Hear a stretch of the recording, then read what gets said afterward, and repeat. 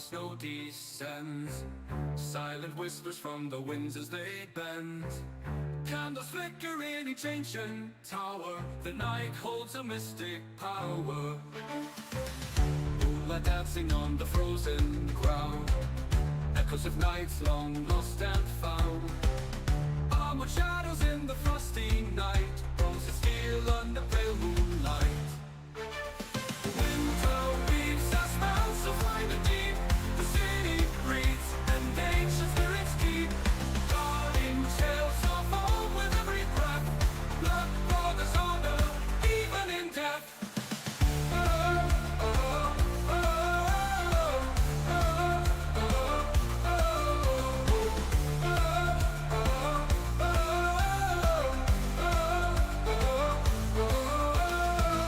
Hearts are warm in the stone embrace, stories told by a crackling blaze.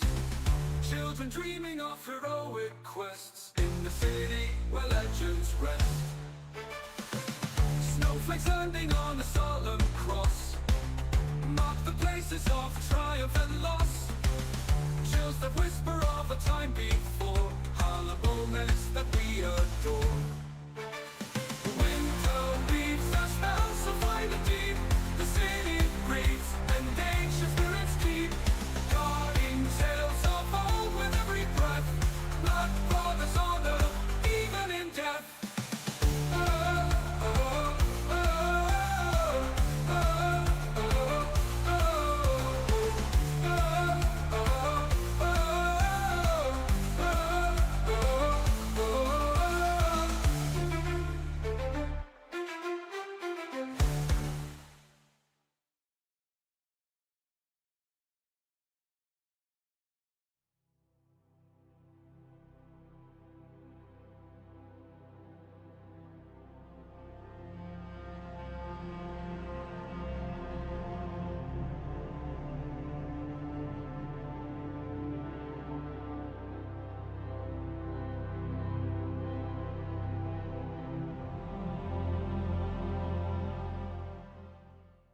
Hey everybody, welcome back to another Inner Sleuths live stream. Today, we have a bunch of information about PAX Day. They just dropped a bunch of teasers on us. Really interesting stuff. I just skimmed over it, but I'm ready to do a deep dive with all of you.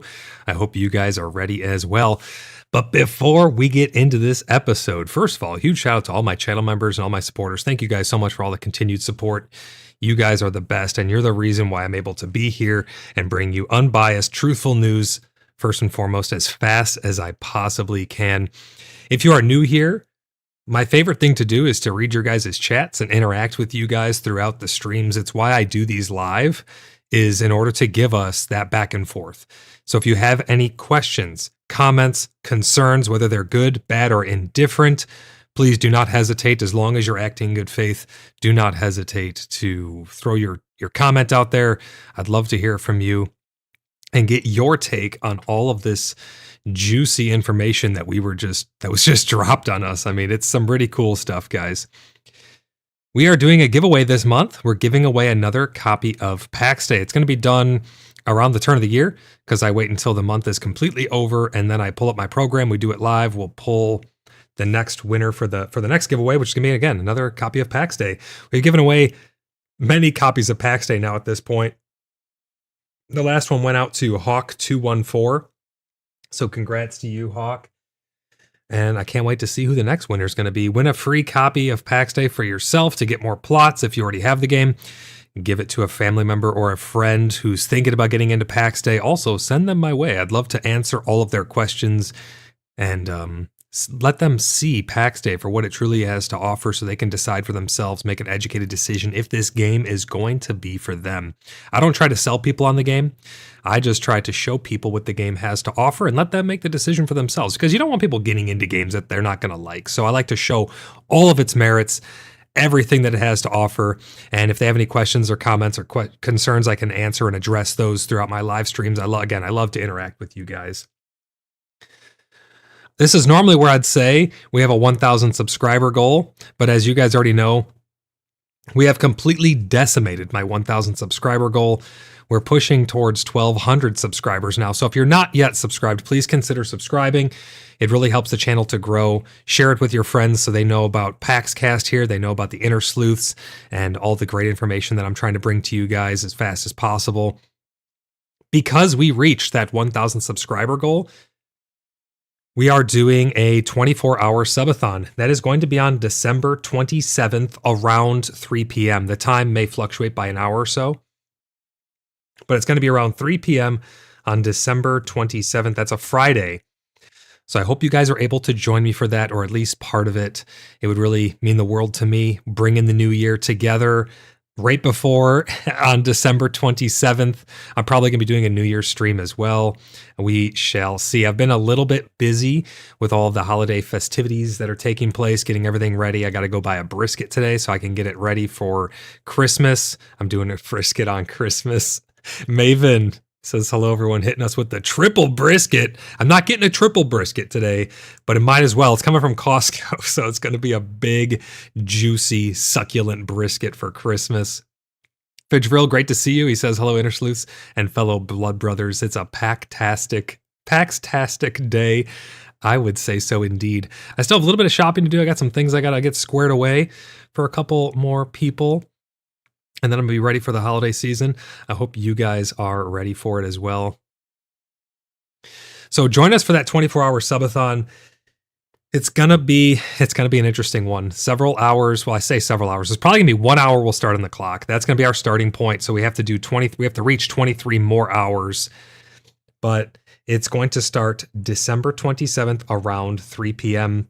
I have it scheduled over on the community Discord server already, the Cheeky Buggers United. So if you guys would like to check that out, type !Discord in chat. That's where we post all of our events. Fadrill with the first super chat of the stream says, Merry Christmas, everyone. Merry Christmas to you, Fadrill.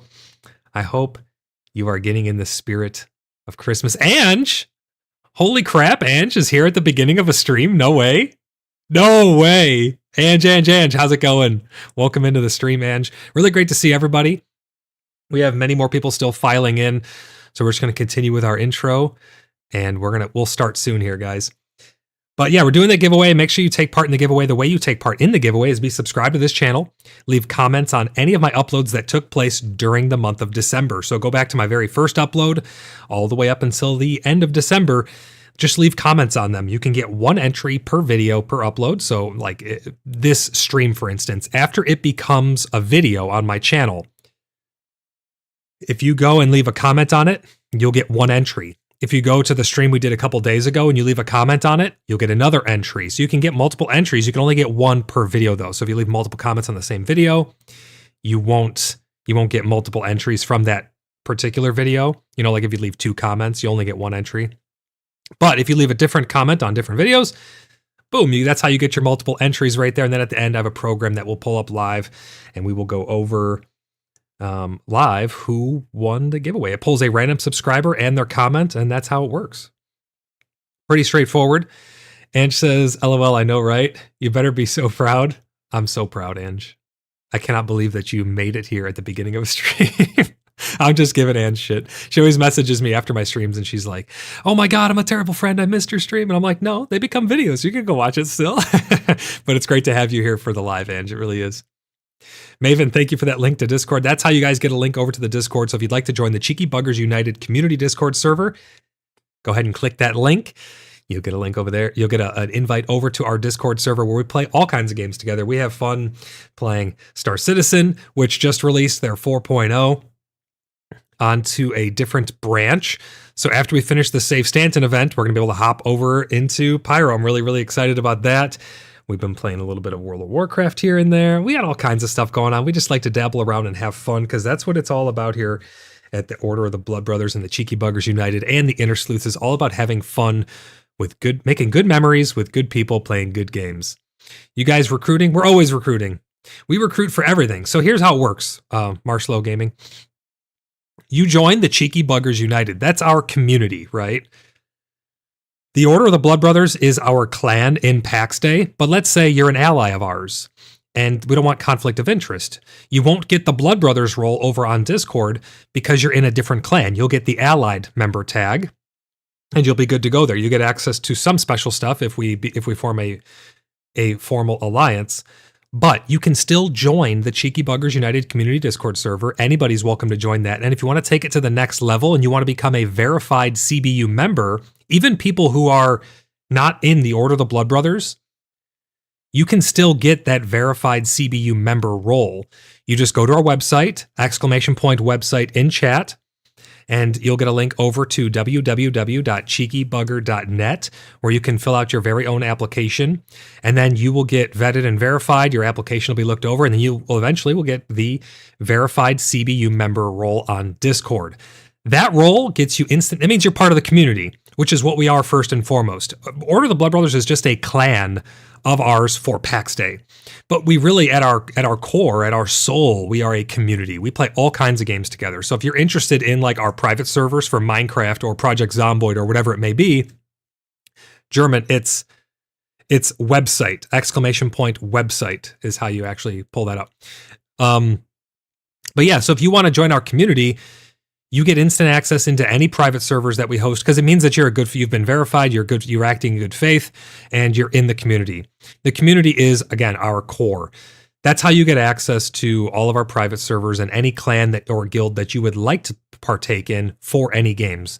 So like in World of Warcraft, if you want into the guild, as long as you're a part of the community and you're a verified member, you get access to it. Star Citizen Organization, as long as you're part of the community and you're verified, you can have access to it. If you'd like to join the Order of the Blood Brothers, once you're part of the community, you can have access to it. There just can't be any conflict of interest because we have like private channels for that particular game for PAX Day, you know. But that's how it works. It's pretty straightforward. I think it's a good way to allow other community members from allied clans to still partake in any of our private servers that they want to partake in. Because Project Zomboid just released to their alpha branch or whatever. So that means pretty soon their update's going to be coming out and I'm going to be hosting a server for that. V Rising is going to be releasing their 1.1 update pretty soon. I want to have a server for that. We have the capacity here at the Order of the Blood Brothers and at the Cheeky Buggers United to host private servers for pretty much any game. We have a server rack, dedicated server rack where we can host pretty much any game. All right, that's my spiel. I hope you guys are ready to get into some pretty awesome stuff here today. As you can see, we have some teasers upcoming. But before we get into those teasers, I like to just pull up.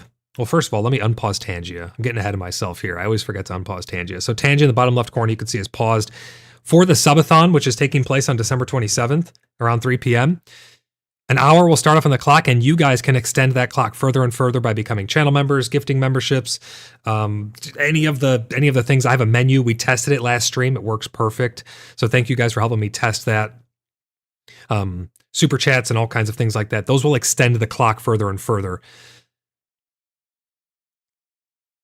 And Tangia is one of those ways that you could do that as well. So if you type ! Tangia is a fun way to interact with stream.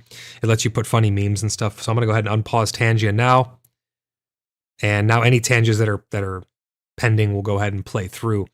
I like to start off by looking at the roadmap. The roadmap really gives us a good idea of the direction that they're going with for PAX Day.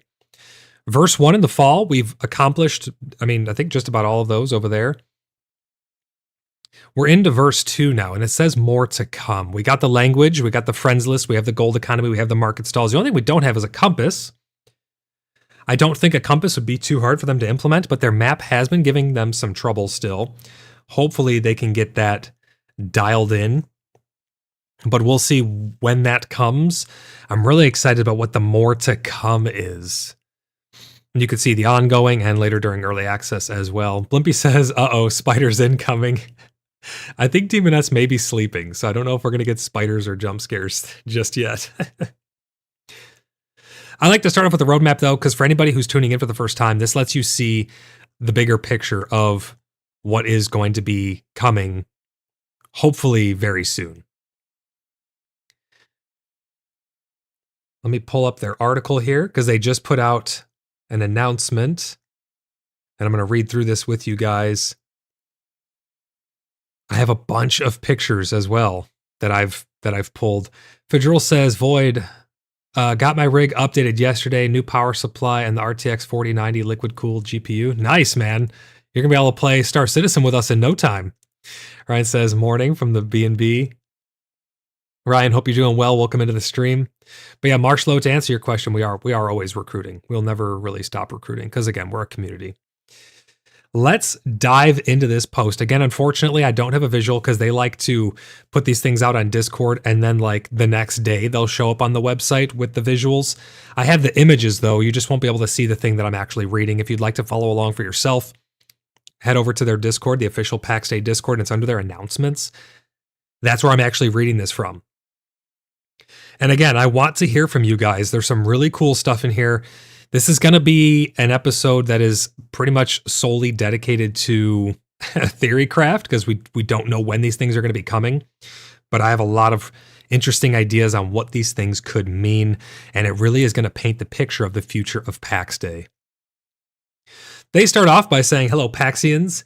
As the year winds down, we wanted to share a little something to mark the season. Consider this a small token of appreciation from our team to you. Sneak peeks at some exciting new designs coming to PAX Day. Below, you'll find concept art straight from our designer team's sketchbooks.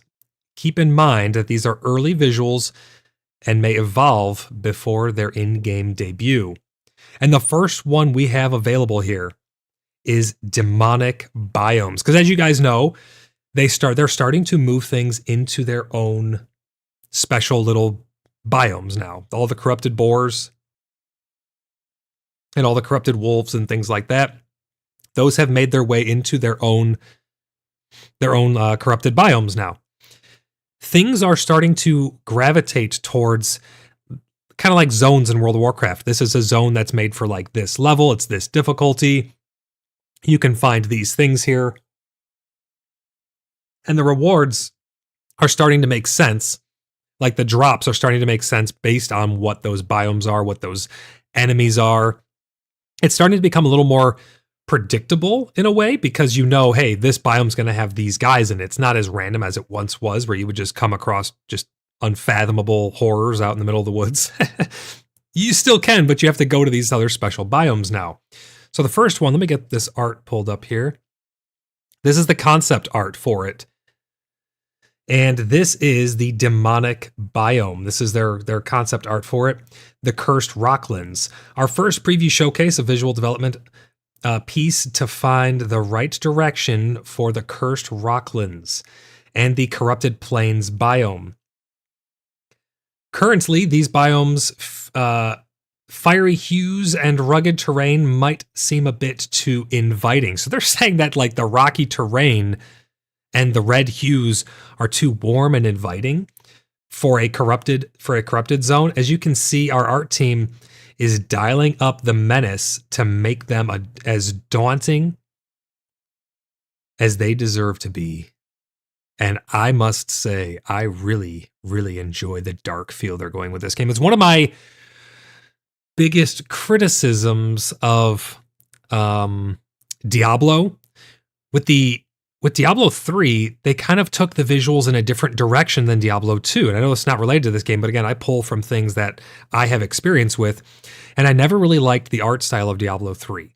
It felt a little too lighthearted and colorful, whereas Diablo 2 was extremely perilous and rustic and dark horror fantasy. That's really what it dialed in on very, very well. I'm happy to see this direction because this really gives those vibes. This gives that dark, just dreary, dreadful biome feel. The color palette, the lighting, the fog, the way the sky looks, it really helps to paint the picture of this is a place that you do not want to fuck around. This is a place where you will get messed up. And I'm really looking forward to see what this is going to look like in game, especially once we get weather. I think this place could be something extremely special. Ryan says, not going to lie, the building looks like you might have to fight your way up from the bottom. Loving that. Yeah, if you notice, it's hard to tell, but that main pillar in the middle, there's a little entrance down at the bottom center of it, just to the left of that fire in the very middle of the screen, there's a little doorway. I don't know if that actually does go all the way up, if that's a full tower that you can ascend, but if so, I'm looking forward to that. I mean, can you imagine just having a POI where we kind of have them right now, but the towers aren't very big. Being able to fight our way up to the top of those towers is going to be really, really cool. And that's a good way for them to hide secrets and hide, not really secrets, but rewards. They could put rewards at the top of these, maybe even loot piles. I do think they need to find a way to prevent people from just camping the loot piles. I think that the loot pile should not reset for you until you're a certain distance away, or maybe until the mobs respawn at them. I'm not sure. I'm sure they can come up with something to make it a little balanced. But right now, people are just hiding in corners in certain dungeons, and then they'll log in, grab the loot. They'll have like 10. We've seen a couple people have alts. I think it was not, I mean, again, I'm not trying to just call anyone out, but if you're doing weird shit, I'm going to call it out. We saw a clan in the corner of a dungeon run. You guys can go and watch the stream where we actually found them. And they had different alts. They were cycling through their alts. We have screenshots and video evidence of it, but they were cycling through their alts to be able to go and loot a pile that was in a relatively safe place. So they'd log on to one character, loot the pile, log on to another character, loot the pile, and they would go back and hide in the corner where they were safe. And they would repeat that process. I think they need to come up with a way to prevent that level of cheesing, to make it a little more dangerous. I think it should be you have to stay away from it. You have to literally leave the zone. You cannot be near it in order for it to repopulate. German 3D Printing Nerd says, give us flying horses, then we can get everywhere. I don't know if flying horses would be good for the game. Regular horses, yes. I think flying horses, and I don't really even like flying in World of Warcraft, if you ask me, because the new flying method is a lot of fun. It's very engaging, the dragon riding, the dynamic flying, whatever they want to call it. But you don't really get, unless the map is designed for aerial traversal, you miss out on so much that the world has to offer. You're skipping a lot of the danger and stuff on the ground. So I don't really, maybe if we get blimps or something like Zeppelins or maybe some form of something like that at some point, I don't know, but they'd have to be like fixed flight path. As long as it's designed for it and they think about that, maybe they could do it right. I'm not too sure, but interesting idea nevertheless. Win says, yep, WoW died with flying, especially the world PvP, right, Windlord? I mean, I loved world PvP, and when you could fly, it just took so much away from the game, honestly. So I'm hopefully they don't go down that direction and mess up the game and the world, because right now the world feels very nice to traverse. It's just a little bit slow. Obviously, we have those boots that can give us the speed boost, and we're going to be getting some more miracle. We're going to be getting miracles in the first place. We showed those off last episode of PaxCast, so make sure you guys go listen to that one. Leave your comments. Give us your insight on that. But we're going to be getting fast travel and some other forms of traversal that hopefully have substance to them, where you actually need to earn it in game. But I completely agree, Windlord. With the flying and WoW, it really went downhill for me, especially in terms of world PvP. I do think it's getting a lot better with the new dynamic flying, because you can actually dismount people, and there's ways that you can actually kind of have aerial combat. So that's taking it back to a little bit of what we remembered when we would traverse, where you could have that world PvP. But I definitely agree with you there. Blimpy says, that is some stinky werewolf cheese there. Oh, man. So this is our first look at what the corrupted biomes are going to have a feel of. This is what they're kind of going to look like. I really like the dark aesthetic. Let me know what you guys think about the new dark aesthetic that's going to be coming to these corrupted biomes. I think they look absolutely amazing. I cannot wait to get them in game. Hopefully we get them soon. We don't actually know when any of this is going to be coming. So again, a lot of this is going to be theory craft. But I want to get to the top of those towers. If that's a tower, I want to see what's up there. I want to fight some of the new bosses that we're going to showcase at the very end. I know you guys have probably already seen it, but we're going to talk about that. I have some ideas there as well. But this is our first look at the new color palette for the corrupted biomes. We know of the tower that's on the right-hand side there, those little tower structures with the hanging people sacks. If you look on the left as well, that entire mountainside, you can almost see another entrance. and that entire mountainside looks like another castle. I think these are destroyed civilizations that the Zebians have maybe overtaken at one point. Fadril, thank you for the 2nd out of 5 super chats for this stream. Fadril says the Stag and Willow Inn, visit Tremin's premiere B&B. Absolutely, guys. And we're going to be firing up a lot more in-game events after the holidays. So as you know, December 27th, so 2 days after Christmas, we're going to be doing the 24-hour subathon. Then shortly after that, I'm going to get on the schedule the Winter Solstice event for the Festival of Realms. We're going to be hosting that in Bloodhaven. The Moonlit Market is going to be debuting again for the first time since the wipe. So we have a lot of things that are going to end up on our event board, our public event board. So again, make sure you're part of our Discord so you never miss not only an upload of the channel, but also any events that we post. We have a public events channel over there as well. Ryan says, wait, I got locked up at the Stag and Willow. No, yours is a different B&B. Yours is a different B&B, Ryan.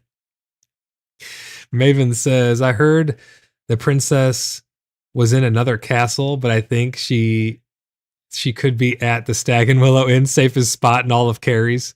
Safest spot, I'd say, in the entire game, probably. Maven says, no locking up at the Stag and Willow. You'd happen to work different type of B&B, Ryan. Oh man. Windlord says, more than that, part of a sense of adventure was finding the route behind Ironforge. Yes, exploring was really cool. I actually got up on top of Ironforge. We used to have like guild meetings up there long time ago. Gosh, that was literally forever ago. It feels like different lifetime, man. Or the waterfall above Stormwind. Yes, that place as well. I first found Stormwind by swimming from Menethil. Nice. That's awesome. Yeah, it's crazy. I could like close my eyes and follow the paths I used to take to get to certain areas, and how to do like wall glitching where you could like jump and grab the wall to get up on top of like Ironforge and stuff. Yeah, the airport. Exactly. Yep. And there was one of those tunnels you could glitch through the rock cave-in that was blocking the tunnel, and you could actually fall under the map if you go down the tunnel. It just led into nothingness and it went under the map. Really interesting stuff. I love to see things like that.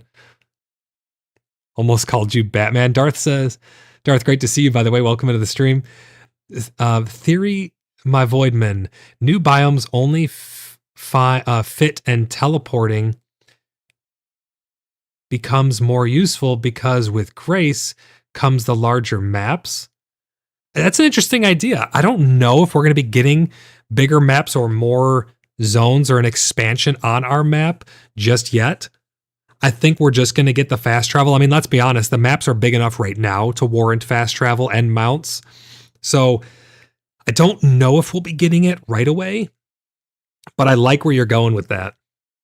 I definitely like where you're going with that. Also, one little side note as well. Anyone who's thinking about getting into Star Citizen for the first time, use my referral code in the top right corner, STAR TGK7QSHC, or type !Star Citizen. Right now they have a referral bonus where you can get all kinds of cool armor and paints and stuff, as well as the Luminalia Christmas sale going on, the Advent calendar going on, and you'll also get 5,000 Alpha UEC for using my referral code as well. So if you guys are thinking about getting into Star Citizen, use that referral code when you are creating your account. It must be shown at the bottom of the page. I know it's kind of a little offshoot, but that just reminded me of that for some reason.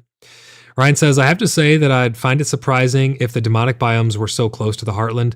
My hope is that the would be found further afield.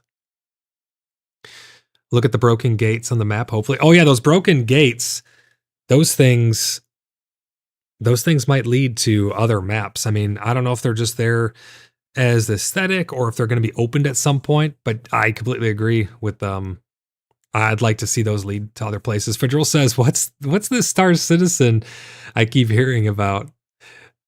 The winky face. Oh man, Star Citizen's going to be a crazy game as well. Windlord says, yeah, my dude, a fellow Star Citizen and PAX Day backer. Hell yeah, Windlord. Awesome. Great to have you here, man.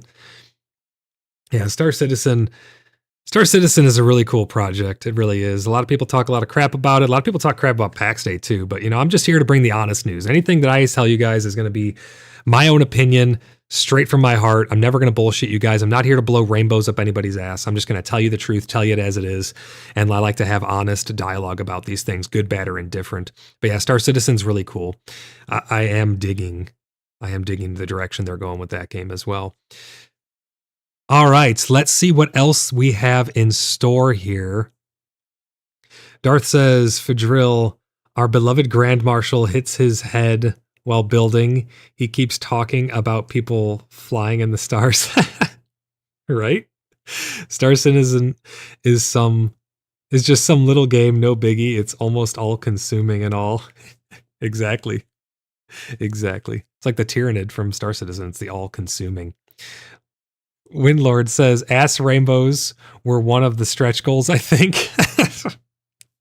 I wouldn't doubt it. I would not doubt it.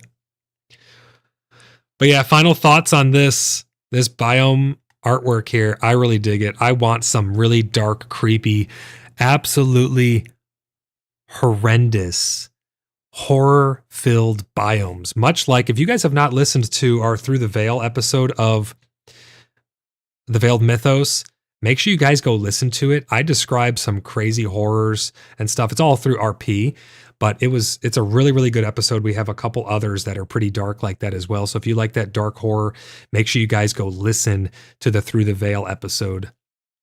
Really great stuff. I'm so happy with how it turned out.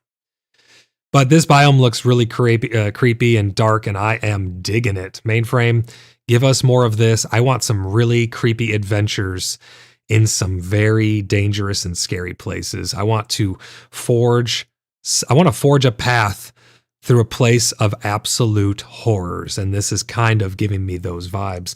Maven says the biome looks like it wants to sap your soul the second you step into it. Absolutely, yeah, it sure does. Blimpy says, someday I have to get into Star Citizen. I've been bouncing off in the past. Blimpy, do you already have an account for Star Citizen? Because if you don't, use my referral again and you get all those bonus things. Ryan says, I really hope as well that being there will be so many different demonic entities, see sigils, that these biomes get a little bit of personalization depending on the entity. That would be pretty interesting. You mean like each biome kind of has, maybe this one's overrun with wraiths, so it kind of gets a wraith feel or something? That'd be kind of interesting, yeah. Darth says, we just take new recruits when we gather in these new biomes so that we can use them for the needed sacrifice. Oh my God. Blumpy says, I've been backing Star Citizen for 8+ years, I think. Oh, okay. Awesome. Nice to hear. Really great. Yeah, I love Star Citizen. This is a pretty interesting game. It's very buggy. It's got a lot of problems, but it's early access. It's alpha, actually. It's before early access. When Lord says, you should back when 5.0 drops. Lost track, Blimpy says. Sonny, how's it going? Welcome into the stream. Great to see you. Hi, I've been playing Build 42. What's new? Oh, you've been playing Build 42 of Project Zomboid? Yeah, I'm waiting for it to go to the live and be on the stable branch, and then I'm going to wait for some of the mods to update and stuff, and I get my mod updated. What's your thoughts on Ashes of Creation? I haven't honestly looked too much into Ashes of Creation, when Lord.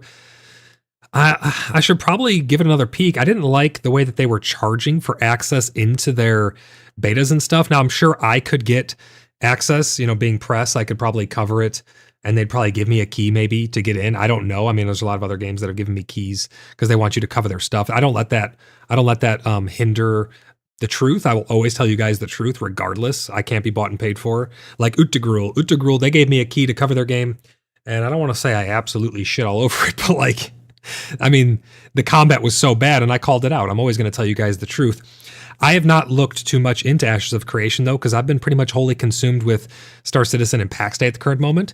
But there's always room for growth. So if Ashes of Creation is something that people would like to see covered on the channel, I'd love to check it out and bring you guys the honest truth on things that you guys are interested in. So if anyone else is interested in Ashes of Creation and you guys want to see me cover that, let me know. But I didn't like how they were selling beta access. Now I get it. You could say that PAX Day did the same thing, but with PAX Day, you were actually purchasing a copy of the game and probably at a cost that was cheaper than what it's going to cost when it goes live. And we get to be a part of the experience and stuff. So we actually own the game at the end of it. Ashes of Creation, you're paying for access and you really have nothing to show at the end of it. You just get access to it from my understanding. So I'm not too sure, but I'll look into it a little more. And if there's enough people who are wanting me to check it out, I'll definitely give it a look. Blippi says, I thought you meant Squadron 42. Oh, you were talking about Squadron 42. Gotcha. I thought you were talking about Build 42 for Project Zomboid. Windlord says, no pay to win in Ashes of Creation. They use a form of server meshing like Star Citizen, no box fee, and monthly sub style in AOC. Hey, that's on the surface, it sounds good, but yeah, I'll have to look a little more into it. Everybody else, let me know what you guys think of Ashes of Creation. If you want me to check it out more, then if you want that to be something that I cover here on the channel, let me know, and I'll go give it a look. Blimpy says, if you backed early, you get the game too. Oh yeah, for Squadron 42, yeah, you'll get it as well if you backed early enough. I'm concierge, so they're going to give it to me anyways as well. Windlord says, pay for access is similar to Star Citizen with a sub for early access. Gotcha. Yeah, I'll have to check it out. It looks like an interesting game. It looks kind of like World of Warcraft-ish, mixed with PAX Day-ish, mixed with a couple other things. It looks pretty interesting. All right, guys, so that was our first look at the new corrupted biomes. The next thing, I know a lot of the builders out there are really going to enjoy this. We have some new building pieces. These are work in progress. They say our team is working on pieces to quench your thirst for creativity when building your village, cozy house, or castle. Now, I know Agaris is going to absolutely love some of these. He always likes to build a big holt. I know there's many other people out there as well, our blood masons, and all of our enthusiastic builders. You guys are really going to not want to miss this. There's some pretty cool stuff in here. There are new floor pieces in wood and stone, a new completely new stone building set, complete with stone walls, balconies, etc. New signs for directional arrows. And you can also have a closer look at the upcoming alchemy stall, which I found kind of interesting. Why the alchemy one in specific? I'm not sure. I mean, I do alchemy, and I think the alchemy stalls are looking pretty cool. I have some other concept art to show as well about the stalls that we'll compare, but we'll also be getting a sneak peek on the alchemy stalls. And I want to have a conversation about how you think the other types of stalls are going to work. If you think it's just going to be as simple as, hey, literally, once these new stalls come out, you can only sell the specific things at the specific stalls. I'm not too sure, but I want to get your guys' ideas on that. They do say we don't have an ETA for these pieces, but we'll be sure to let you know once we do. So let's bring up our first image here. You can see in the back left for scale, they got a player model.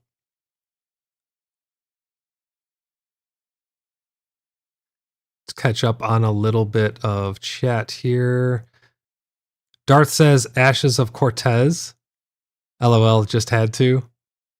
I don't get the reference, unfortunately. I'm sorry. Fedril says, yes, more building items, stone floors, finally.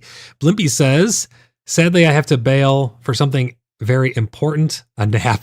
We'll check back later. Merry Christmas. Merry Christmas, Blimpy. Thanks for stopping by the stream. Really appreciate you. I really appreciate you stopping by the stream, and I hope you have a Merry Christmas if I don't see you before Christmas. I don't know if we'll have another stream before Christmas. This is kind of our Christmas stream as well. I have a lot of stuff to take care of today after this stream as well, but I completely understand fitting a nap in, Blimpy. Enjoy your nap, and we will see you, hopefully, very soon. Windlord says, signs for the win. My gear hands off. My gear hands off. I'm looking forward to signs. I think these signs are kind of just to satiate the need for signs. I'm hoping that in the future we get legit, like, fancy signs, not just the standard signs with arrows, because these are kind of, you'll see when we get to them, and I'm sure a lot of you have already seen them, but I want to have a conversation about all of these pieces we have before us first. I really, really like these stone pieces. I think the stone floors look absolutely amazing. We have the traditional little triangle pieces, your whole pieces, your 1x1s, your 1x2s, and then you got your sliver pieces. But if you notice, there's some that are abnormally shaped as well. Right in front of the player model in the back left, you have some that are abnormally shaped. These little circle, they're almost like stone steppers for a garden or something. And if you notice those walls, those like pillars, they're kind of rounded. The one is kind of a oblonged oval, kind of a mushed oval, and the other looks to be a circle. It's almost kind of oval as well. And we're also getting in some new types of floor pieces as well. If you look at the back, that wood in the back looks new. The one in the middle almost looks the same, but maybe it's a different color. But that's what we're traditionally used to, is that wood in the middle there. Blimpy says, oh man, I might have to stay a bit longer for the new building bits. Yeah, there's going to be some pretty cool stuff in here, Blimpy. Ryan says the wooden pieces might have been them beginning to separate out the wood variants as well, like ash, elm, oak, pine, etc. Just another tier of wood. Yes, I think that is the case, actually. It looks like the one in the back is more of like the thatch wood that we're going to start off with, kind of like the thatch housing and roofing and stuff like that. Windlord says the walls are layered versions of the old shapes. What do you mean they're layered versions? What do you mean by that? Joshua Metz, welcome into the stream, buddy. Great to see you. Merry Christmas. Happy holidays to you, because it's probably going to be our last stream before the holidays. And then the next time I see you guys might be on the 27th for that 24-hour subathon. It's going to be a lot of fun, but really great to see you, Joshua. Thanks for stopping by the stream today. I dig those circle ones, though. Those ones that go on the ground, those are really going to help to flesh out the gardens that people like to build, because those could be steppers. Maybe you sink them down into the ground a little bit, the edges. If the edges taper down at all, you'll be able to sink that into the ground as a stepper, and you can rotate them to get some variation to them. And I think that's going to be a pretty cool way to have steppers in a garden. Windlord says the old shapes in the front of the man are the same as the walls next to them. Oh, I see what you're saying. Yeah, okay, those might be, and they're just like the tops of them. Right, yeah, you might be right there. Good observation. But these are just some of the building sets that we are going to have available to us whenever they decide to drop this. Odd, not old. Oh, did I misread that? The odd shapes, yes, okay, I got you. Sorry, that was dyslexia kicking in. Yeah, I see what you're saying. I think those, you might be right on that, because they kind of do match up. I think that's cool. I like it. I mean, it's going to allow us to have some pretty cool steppers and gardens, I think. But these are only some of the new pieces that they're going to be giving us. I do like on the stone how the edges are not perfectly, they don't perfectly end. You can see how some of the stones hang over a little bit in different jagged edges. I wonder how that's going to fit together, because so far up until now, all of the build pieces like perfectly mesh into each other. They all made up damn near perfect, to the point where if you overlap them, you cannot tell where the seam is. Their texture meshing is amazing. It's so spot on. I love it. But I'm wondering how those irregular edges are going to meld together. I'm excited to see, but I'm really liking what I'm seeing here. These look like nice pavers to put on the ground. Nice way to have a stone floor. And this could allow us to have some more secrets.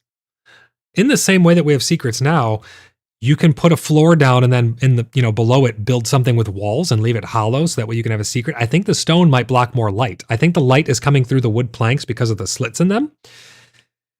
But I do think that with this stone, it should block probably all of the light, I would think. Maybe at the joints where they meet, something might bleed through. I'm not too sure, but you might be able to just put a beam there. I'm all about secrets, though.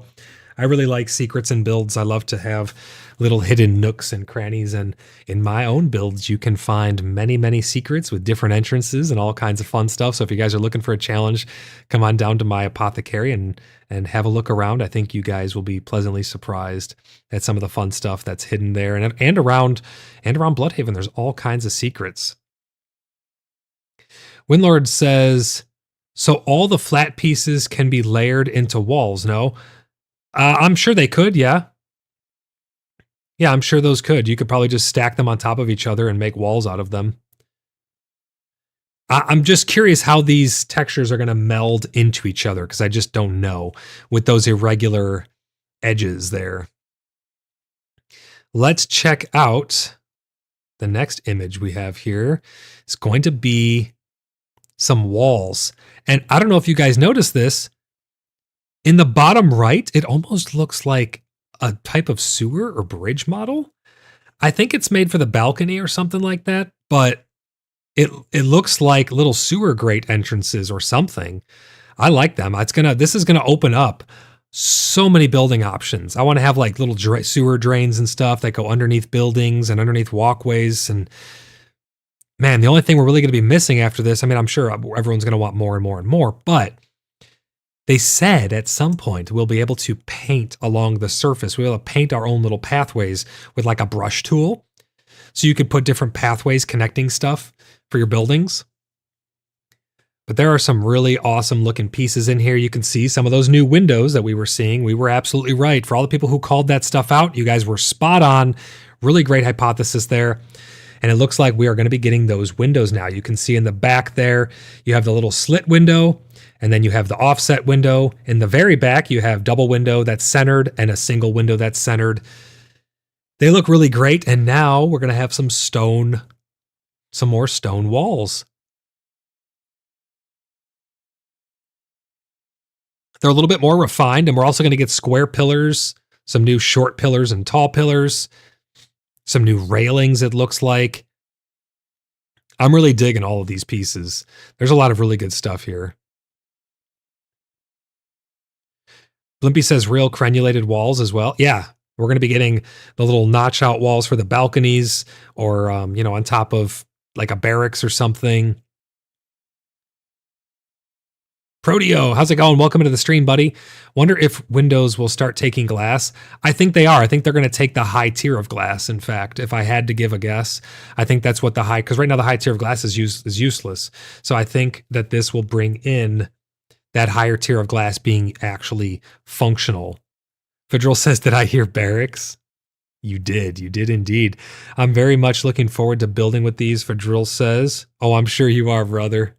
I'm sure you are. Federal makes some amazing stuff, and I know a lot of builders. I'm excited to get my hands on them too. I wonder what level carpentry these will all be locked behind. I'm not too sure. I guess we'll see going forward what level carpentry they're going to be locked behind. Hopefully it's not anything too crazy, because these things are really fun. I know a lot of people are going to want to build with these right out the gate. So Maven says, I'm looking forward to seeing what all of the pros do with these new pieces. Oh, absolutely. Yeah. Ryan says, yeah, it's going to be pure glass for the windows. That's what I would think. That's what I would think. Proteo says not masonry. Do you think they're going to bring in masonry? Because masonry is not in the game right now, right? They did mention having masonry. Can you send me where they mentioned that on Discord, void_lock, or any other way if you want to send it on the Discord or something? I'd love to see that, because I cannot confirm nor deny that they talked about masonry, but if I can get some proof on that, I'd love to look it over, and then we could talk about it next episode of PaxCast. But if they talked about masonry, I think, maybe all of the stone maybe it's just specialized stone then. So they'll leave the standard basic stone in the cobblestone, because that's kind of like just basic carpentry. And then the next tiers will go up into like woodworking, kind of like how blacksmith goes into armor smith and weaponsmith. Maybe your carpentry, it will be like the blacksmith, and then we'll have woodworking and masonry that will branch off of it. That'd be really cool. I think I might be onto something there. If that is the case, Proteo, that they're going to be having, that they talked about masonry. They talked about it 3 or 4 weeks before they did the wipe. Okay. So I went out and did a bunch of stone, got a bunch of stone, and then it didn't come out though, and I was bummed. Yeah, I mean, with early access, you never know what you're going to get or when you're going to get it, so it's kind of hard. Windlord says, are there plans to add physical strength to different materials for different structures for Siege gameplay? I'm sure they would have to, Windlord, at some point. I'm sure at some point there will be structural integrity. I mean, we already have structural integrity when you're building in terms of like how high you can build. But we know that we're going to be getting Siege gameplay. We know that in the Wildlands, we'll be able to build those baronies. We're going to have knights and soldiers and stuff like that. So I would not be surprised if they start to add in actual resistances to these walls. Lee Bob, great to see you. Merry Christmas to you as well. Really great to see you, Lee Bob. Thanks for stopping by the stream, buddy. It's always great to see you. Charlie says, I love building my castle. I could spend days. I think so many people could. I mean, we all did. I mean, look how long it took Bloodhaven. That's why a lot of the RP and stuff was pushed back and back, because people were still building. I didn't want to interrupt people. I didn't want to be like, hey, let's go RP while you want to be completing your castle or whatever, your build. So that's why we waited so long, because so many people love building in this game. Fedril says, I'm level 40 plus carpentry, so hope I'm ready. They may go down the specialized route, Fedril. Who knows? Blimpy says, are they limestone or granite? I don't know. They kind of look like granite, to be honest. It might just be stone. Maybe these aren't the specialized ones yet, but those sills below the windows, those really look like some nice granite. These could be granite pieces. I'm not too sure, though. Let me know what you guys think about it. Blimpy says, my first castle sank into the swamp. Oh, no. Oh, no. Ryan says, Blimpy, the fourth one will stay up. Guaranteed. But I think that'd be really cool if they did carpentry and then they branched off into woodworking, where you can do like maybe some of those specialized fancy beams and some really highly detailed wood stuff. And then they have masonry, which is where you get into pieces like this, some very detailed, nice etched pieces, and maybe even like statues, carvings, and all kinds of stuff like that. I think that'd be really, really cool to see in game, to be honest. I think it would really flesh out the whole building, and it'd let you be specialized in certain types. Now, some people, they're probably going to think that that's a hindrance, because they're going to be like, well, I want to do it all myself, so now I got to be a carpentry, a woodworker, and a mason all at the same time. But I think the design is made to be for social play. Keep that in mind, because again, it's going to be a social game. So I think it's made to be, hey, I need a master mason to come in and build this super fancy thing. And I need a master woodworker to come in and build this super fancy thing. I think it's going to be a team effort, and you're going to be hiring people to do a lot of these different things. That's just my idea. That's all theory craft. We don't really know for sure. Proteo says, but granite in-game is blue. It's got to be limestone. That's the thing, though. They change colors with a lot of these things. I mean, look at the cabbage. It changed colors like 5 times, right? So we don't really know for sure, because none of this stuff is in its final iteration. So you have to take all of these little leaks and teasers and stuff with a grain of salt, because these could completely change. And we have to be under that understanding that all of these could completely change. These things they could change all these to blue. I mean, look, they changed some of the dresses and clothing colors as well. So we just really don't know at the end of the day. Proteo says, have a line of them before bridges and such.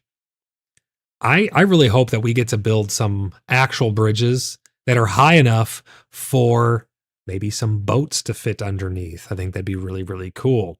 Or maybe even some drawbridges. That'd be awesome too. Some moving pieces. Get actual drawbridges on our castles. Mainframe. Let's go. Give us drawbridges. Let us, put a freaking drawbridge going across a lake onto an island or something. I don't know. It could be pretty cool. I think I'm getting ahead of myself a little bit there, but I'm really liking what I'm seeing with these pieces. They're giving us a lot of variety. If you notice too, back by the player model, there's some fancy looking railing toppers as well. There's a tiny end piece one, there's a little medium one, and then there's a full length. I think those are made to go on top of those half walls, give them a nice finished look. But the possibilities here are endless. I mean, you have so many different possibilities of things you can build with these now, considering those little sewer grate archways and stuff. And I love that corner piece for it as well. Stefan, how's it going? Welcome into the stream. Says, finally, real pieces in stone. Absolutely. Let's see some other chat here. Ryan says, yeah, I'd expect limestone for this, granite later, just based on rarity of material. Yeah, you could be right there. We don't really know at the end of the day, but we shall see hopefully soon. Megan, how's it going? Welcome into the stream. Great to see you again, Megan. Megan says they should allow anyone to build all items, but have the carpenters sell all items, including beams and stone. Masons sell all the stone items and so on. Oh, I see what you're saying. So you actually make the pieces and then you could sell the pieces and then anybody can place the pieces. That's a really good concept, Megan. I actually like that. I like that a lot. That would allow people to actually build their own houses, but be required to get the pieces from the specialized vendors. That could be a really good way. Now, does it make a ton of sense? I mean, maybe, because you could install something like I can install a microwave. I can't build a microwave, right? I can install one though. I can't, I mean, I probably could build a door, but I'm not going to be really building my own door, but I can install a door. So I think you might be onto something there that makes some sense as well. I like that idea. You could go to, because they are having these personalized stalls, right? You know, like for the potions and stuff, the alchemy one, which we're going to see in a little bit here. We know that we're going to have those personalized custom stalls. But what if you go to a mason stall and a mason is selling all these high-end pieces? I like it. Let me know what you guys think about that idea. Do you think we should be able to place anything and you just have to go to the specialized people in order to buy the pieces? Let me know what you guys think about that. But there you have it. There's some more stone pieces. Let's see what else we have here. I know there's a lot of images of these new build pieces. Here's a close-up of these new windows. So the little slit windows, they do still have glass in them. Not as much as the other ones, but look at how refined those sills are around the doorway and around the windows. They look like almost a different type of stone, or maybe just a polished piece of that same stone. But I do think that these are going to take pure glass or a higher tier of glass. I'm hoping, and this is a big hope, but I'm hoping for stained glass in the future. I hope we get different colored glass where you can take different flowers, maybe you crush them into pigments, and then you can craft the glass with the pigments or dye the glass with the pigments, and also dye your clothes with the pigments in order to get different color clothing of the same articles. Maybe you have a dress that you want to be blue or purple or red or whatever it may be, and you can dye different pieces of it. I think that would be really, really cool for people who want to make clothing and for people who want to stain glass and things. And that could be extended into just about anything. Maybe if, like, you know, you make a weapon and it has a little dangly cloth on the end, which those went away, those spears that had the little cloth on the end.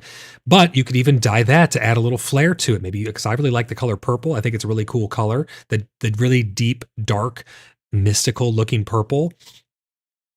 That's my favorite color. I think that I'd like to dye some stuff purple. I think it'd be pretty cool. Virgil says stained glass most definitely is on my wish list. Yeah, mine as well. I think it'd be great to have alchemists or herbalists grind these up. We don't have herbalism yet, but when we do, herbalists could grind those up into pigments, and that could be another form of monetization for them to sell those pigments. And then the pigments could be used by tailors, masons, all kinds of different armor smiths, weaponsmiths, and things like that in order to bring some life to all of the pieces that we're going to be having in the game. But just imagine if these were stained glass. I know that it might be hard on the lighting system because now they're going to have the light cast through it be a different color, and they have to do shaders and all kinds of stuff. But I think with Unreal Engine, I think they can make it happen. I've seen some demos of Unreal Engine, and I think that is a possibility. Anyone who knows more about Unreal Engine, NeoSpy, if you're out there, I know you know a lot about Unreal Engine. Let me know if that's a possibility, but I'm pretty sure that's a possibility. They could probably do stained glass with some shaders and stuff, get some colors going through there, but I think that'd be really, really cool. But these are the same doorways as we have. It's the offset doorways. Hopefully we get some new doors as well. Maybe even some like reinforced looking doors, because right now we just have like some standard wooden looking doors. I'd like to see some real hefty looking like Viking doors. Ryan says, oh yeah, stained glass would be amazeballs.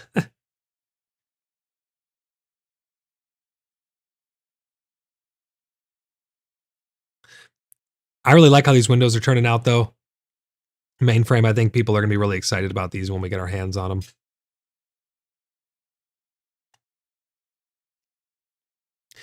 Mad Mac says, I don't like the idea of selling walls and ceilings. Also, welcome into the stream, Mad Mac. Great to see you. Thanks for stopping by the stream.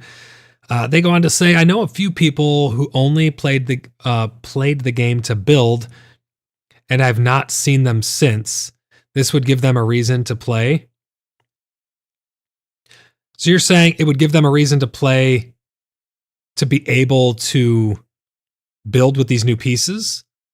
I mean, it's not saying that they wouldn't be able to build with them, but again, it is that social-driven game. So I think that mainframe is probably going to tie it into some form of exchange between two people. I'm not exactly sure yet. It's all theory craft at the end of the day. But I think regardless how they implement it, your friends will definitely have some fun building with all these new pieces. I mean, there's a ton of new pieces here.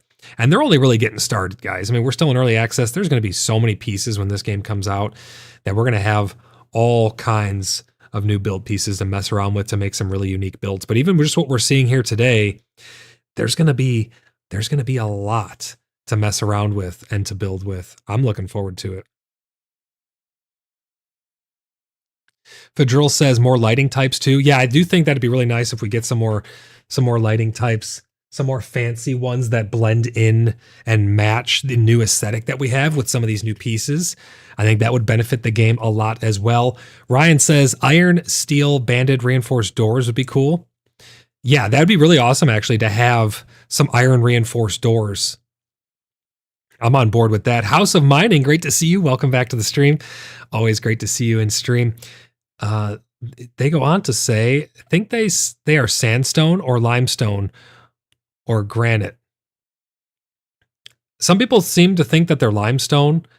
They kind of look like sandstone because of the hue, but keep in mind, these could all change. It almost looks like there's some bricks in there as well where it wears away. You see that red. It looks like there could be some bricks in there also, but I'm not too sure. All of these colors could change. This is just concept stuff. I mean, obviously you could see it's in game, but any of this can change. They can change, and they have changed stuff like that. Even retroactively, once it's already in the game, they've changed colors of things. So I'm not too sure. I think it'll make sense eventually. And I do think that eventually we will have stone pieces to match each and every type of stone and material that will be in the game. Much like the wood Ryan had mentioned, that we'll probably be getting different wood colorations to match the different like pine and oak and stuff like that.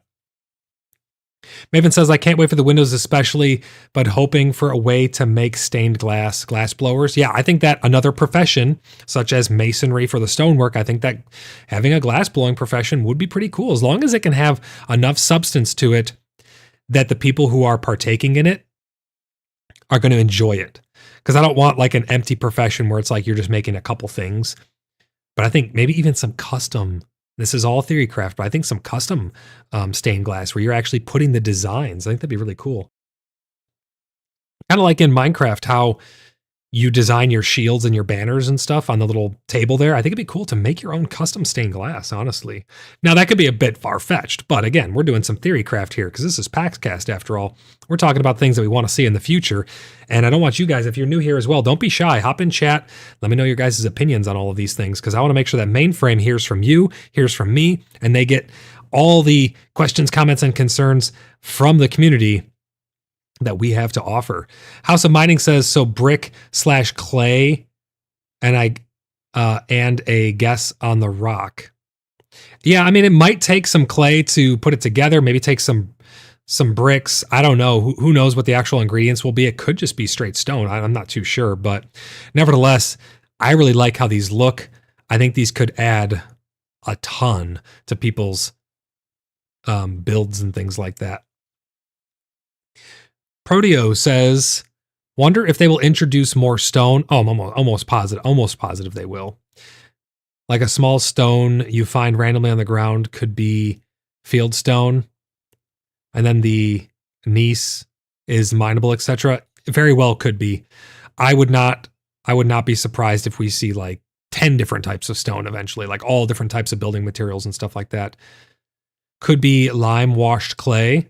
Could be. And bricks, yeah, it definitely could be. I like where your guys' heads are at. All right, let's see. This next one shows off a close-up of all of these different curved balcony pieces. In the very front, you can see the railing toppers. You have the tiny little end cap. You have the long pieces, and then you have those medium pieces like we have. I really like these railings. These railings look really nice with the spindles, with the nice rounded stone. Those type of palisade-looking walls in the back that you can peek out of, those really scream barracks. Those are the ones where I was like, hey, those things really look like they could be coming from a barracks or something. I dig those a lot.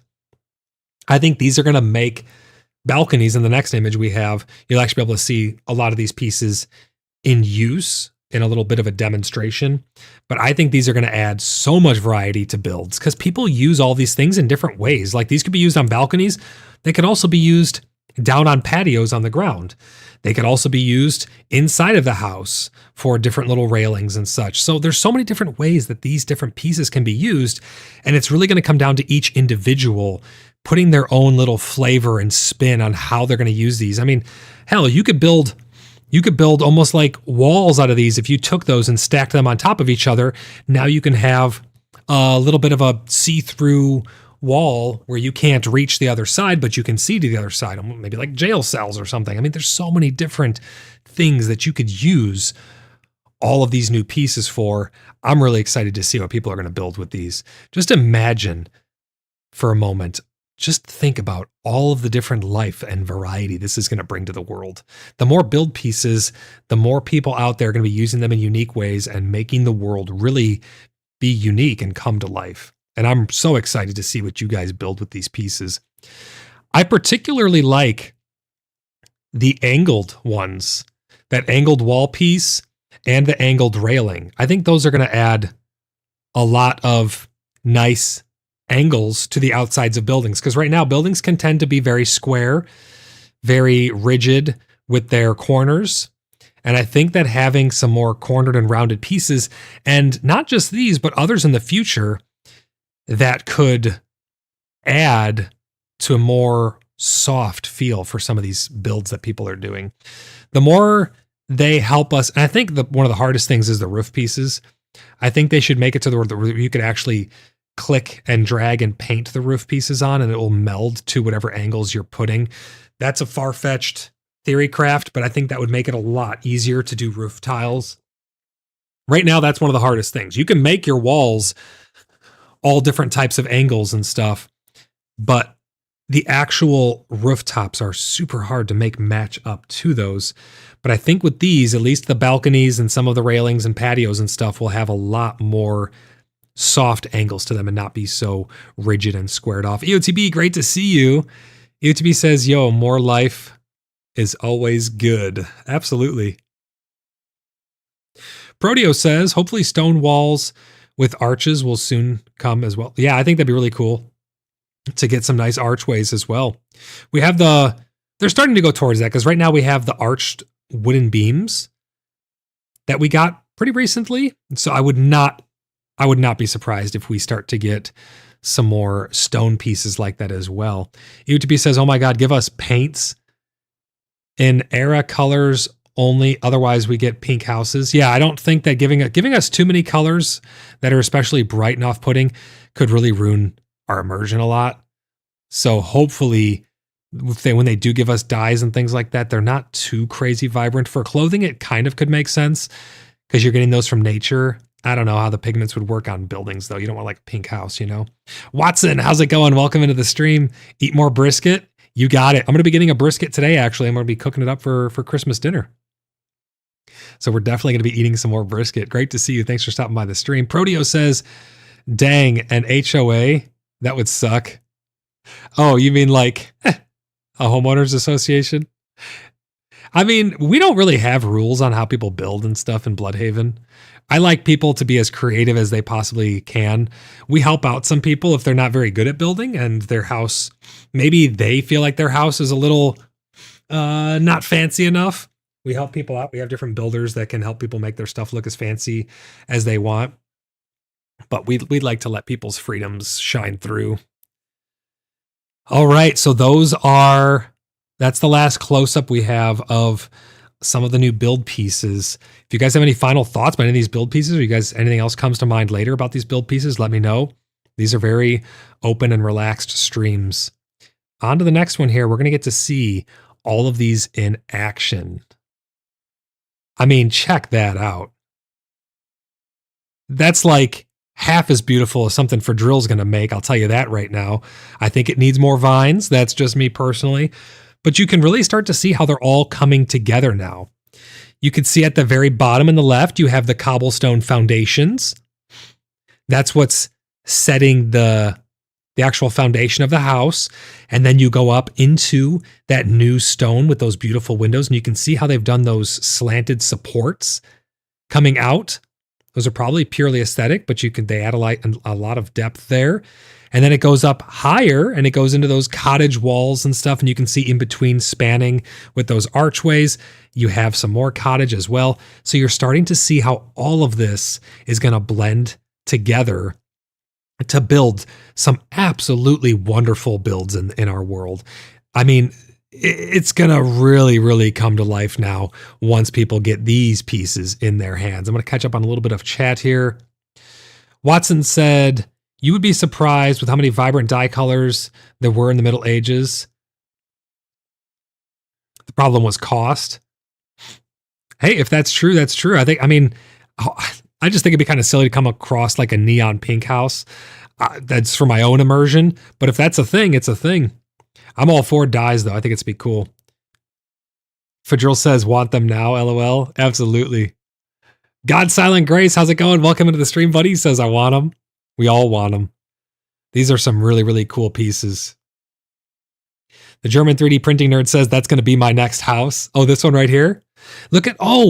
So those arch pieces, they're used underneath the balcony for supports. I just noticed that on the very front of the house, just above the doorway, above all the windows, you have those like half sewer grate things I was talking about. Those look nice. It's supporting a little bit of an overhang on the balcony there. It's the little details like that that just add so much flavor to the world. I wonder where this screenshot was taken. It's kind of hard to tell because they don't give us a lot of landmarks to go off of. There's just two mountains in the backdrop, but I'm sure someone out there could figure out where this screenshot was taken. I'm always just curious, is this like in their own little dev environment in a world that doesn't exist yet? Or is this in our world just in their own little build? But I cannot quite tell. There's not enough landscape to tell. Let's catch up on some more chat here. Watson agrees with Fadril. EGB says 100% on Fadril beating that. Oh, 100%. Yeah. Darth says, my poor Shire, it's back to massive castles. I think there's going to be all kinds of castles dotted around the world. Ryan says, not going to lie, all these new pieces means I might have to break down my build and rebuild. Here's the thing, though. We don't know when we're going to be getting these. These may come after a wipe. There may be a full wipe. I have a feeling that not with the next patch. The next patch, we're going to get the miracles. We're going to get to mess around with it. The economy's kind of all over the place right now because a lot of people have Mez fireballed in. They cheated in and exploited in a lot of different items and stuff. So I think the economy is kind of borked right now. This is my hypothesis. I think we're going to get in January, we're going to get the Grace system and we're going to get to mess around with it. We may get a couple hot fixes after that. And then within the next several months, I think we're going to see a full wipe and we're going to get to test everything from the ground up. Now, I know that's maybe not what a lot of people want to hear. I know several people are really looking forward to a full wipe. Let me know how you guys feel about full wipes. I mean, we're in early access. This is a beta. We're helping to shape the game. None of this is going to be kept at the end of the day anyways. I want to help get the game to a good state. But I want to know how you guys feel about those wipes. That's my hypothesis on it. I could be wrong, but it just feels like they're going to need to wipe it in order to get a full test of the data. They're going to need to get a full new data set on us playing from the ground up, reprogressing. How fast can you progress? What's too easy? What's too hard? How much gold can you earn this fast based on the gear that you have at these different levels? How difficult are these POIs? How difficult are the dungeons? Rebalance it all from the ground up. I think all of that's going to be great data for them. Fedril says, I'm all in for a full wipe. Love to check out and test early and mid game. Absolutely. I think that's what they need data on. That's why I think they're going to do it that way. Let's see some more chat here. Ryan says, just loving what they're bringing. Absolutely. Yeah, this is some really good stuff. God Silent Grace says, listen, I've asked them if they're in another region or in us, and they said they couldn't tell more. Bet it's a test map. It definitely could be a test map. You know, like in World of Warcraft, when you host like a private server for it, I don't know if most people have seen it, but there's a special map called GM Island that's inaccessible unless you are hosting your own server. But it's a pretty cool place where they like to test some stuff out. I know about that place. But this may be something similar to that, where they have like their own little world that they're testing out stuff. Watson says, former dye colorist in textiles here. And Watson says, a good example is for Israel Royal Color. It's been the same brilliant royal blue since the early Roman times. It is made naturally with a berry from the region. Nowadays, those berries are rarer, but still around. Gotcha. Okay, it's interesting. Interesting bit of info there. Appreciate that insight. UTP says, is that brown window with the arch topped? Is that handmade or another part not shown item? Which one? Is that brown window with the arched top? Let me see. Did they not show that? Hey, good catch. Yeah, right there on the left-hand side of the door. So you guys see the front door, look right to the left of it and right above it. There's arched wooden-looking windows in there. Those we have not seen that yet. Good catch. Really good catch. I don't know. And also, if you look in the very top left on that tower, what's going on up there? That looks like that's custom, that is hand placed up there. It looks like those normal new little walls that we have, like you see on the balcony, placed with a piece of stone above it to make a little square looking slit. But really good catch on that window there. Yeah, I don't know. You might be onto something. Fajol says, I'm all in for a wipe. Love to check out and test them. Oh, I already read that one. Let's see. Where did I leave off in some chats here? Curtis, great to see you. Welcome into the stream. Curtis says, I wouldn't mind monthly map wipes and maybe a yearly full wipe. I think once the game goes full release, we're not going to see any wipes. But during this early access, I mean, the early access was only supposed to last 1 year. Who knows how long it will actually last? So I don't know about a yearly full wipe. I mean, we should only get one full wipe before, well, we're going to get one last full wipe leading out of early access. There's one above the double doors. Yeah, there's one right above it, and there's one right to the left of it as well. And if you look on the tower all the way to the left, to the right of the three little slit windows, there's a stone archway one up there as well. I think that's the same one, except it has a flower pot in front of it.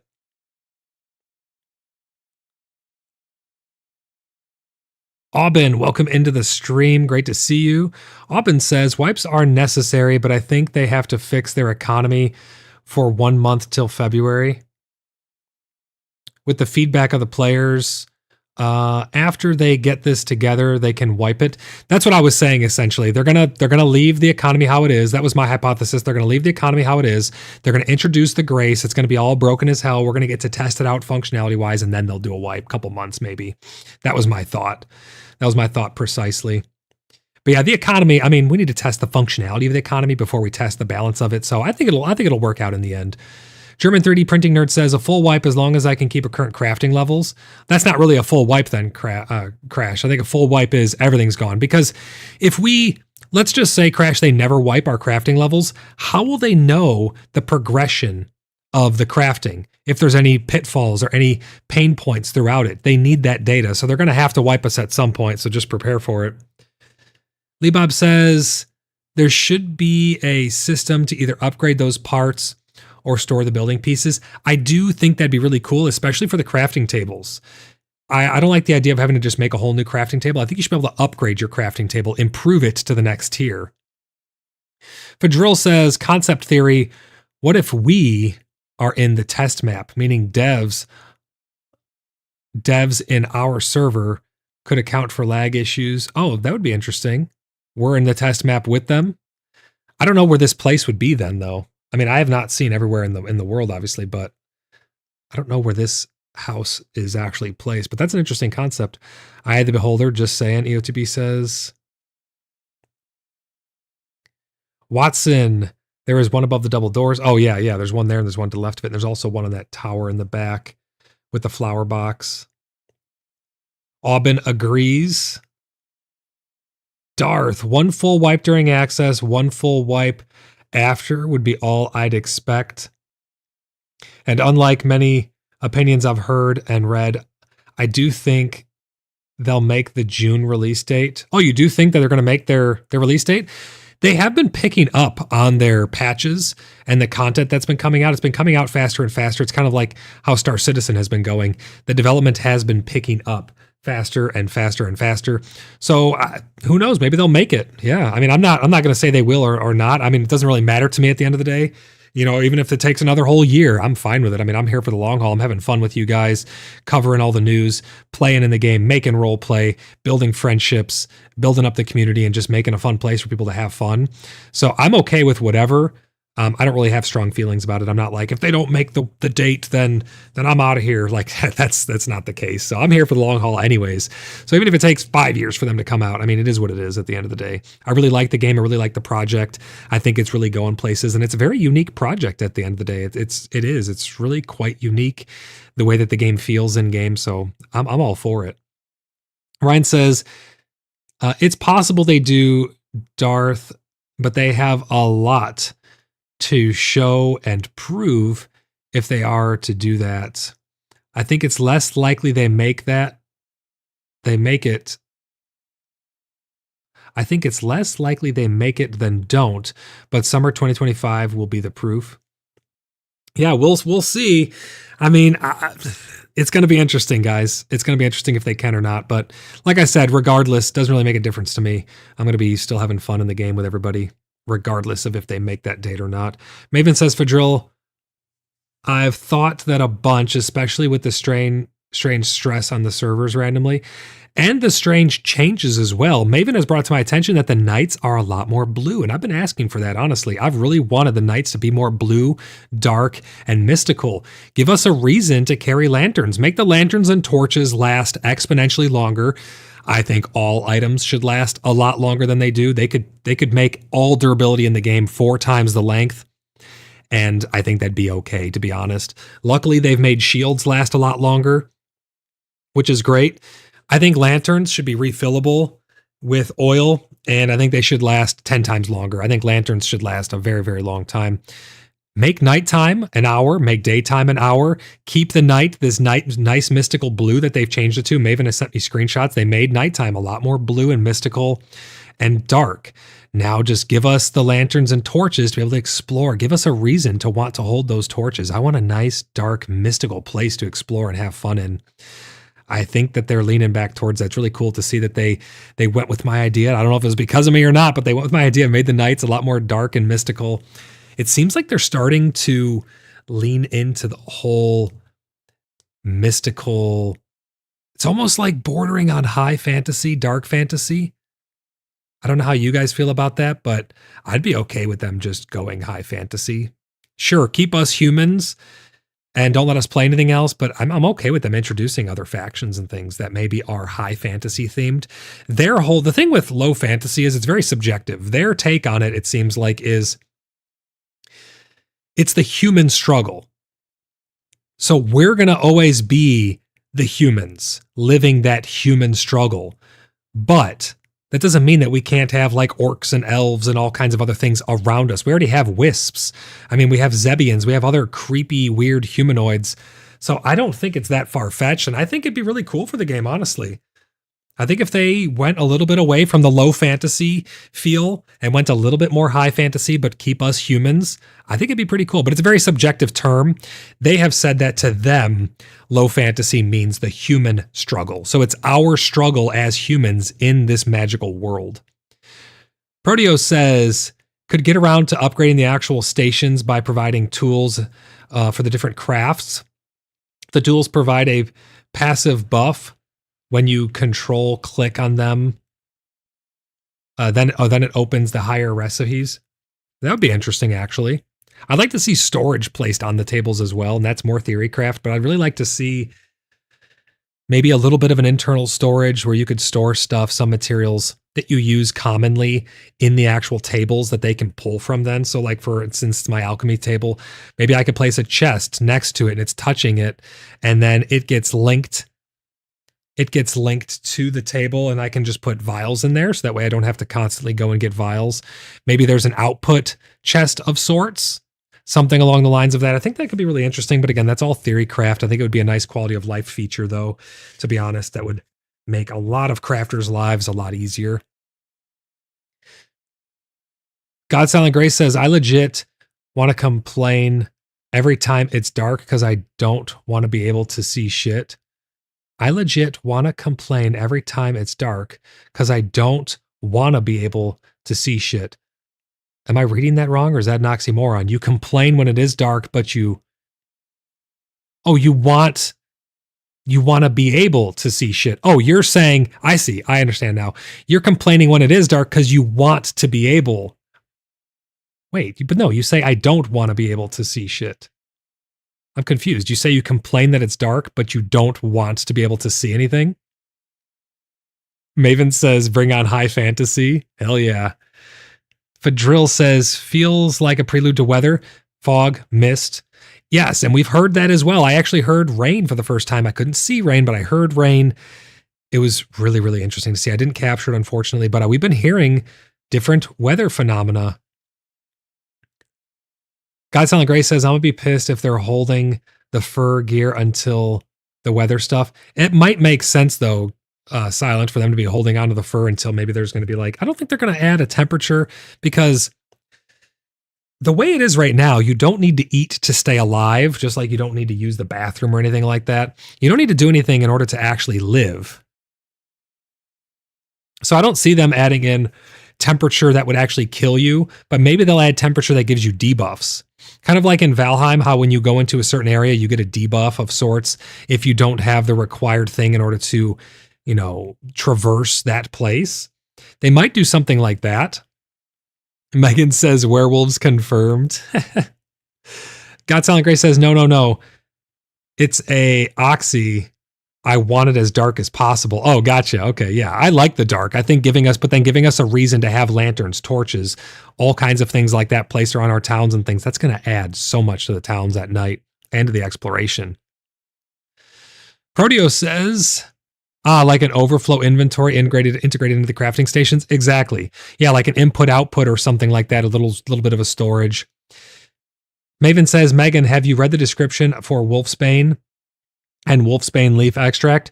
Maven, just to refresh all of our memory, what exactly does it say? Quote it for me, please. Pop that in chat. Darth says, there are foods for combat to combat cold.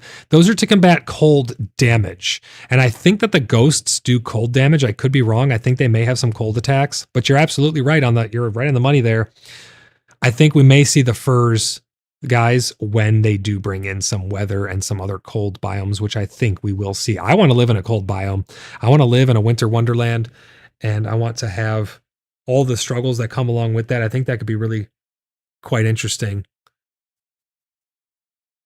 Proteo says, thick snow, slow movement, slows your movement speed, icy roads, increase speed, etc. Yeah, having roads for like those caravans and wagons could be really, really cool. Virgil says, werewolves are confirmed, at least in game text. Maven says, Virgil found it and sent it to me. Legendary protector against werewolves, a potent herb with mystical properties. Is that actually what it says on it?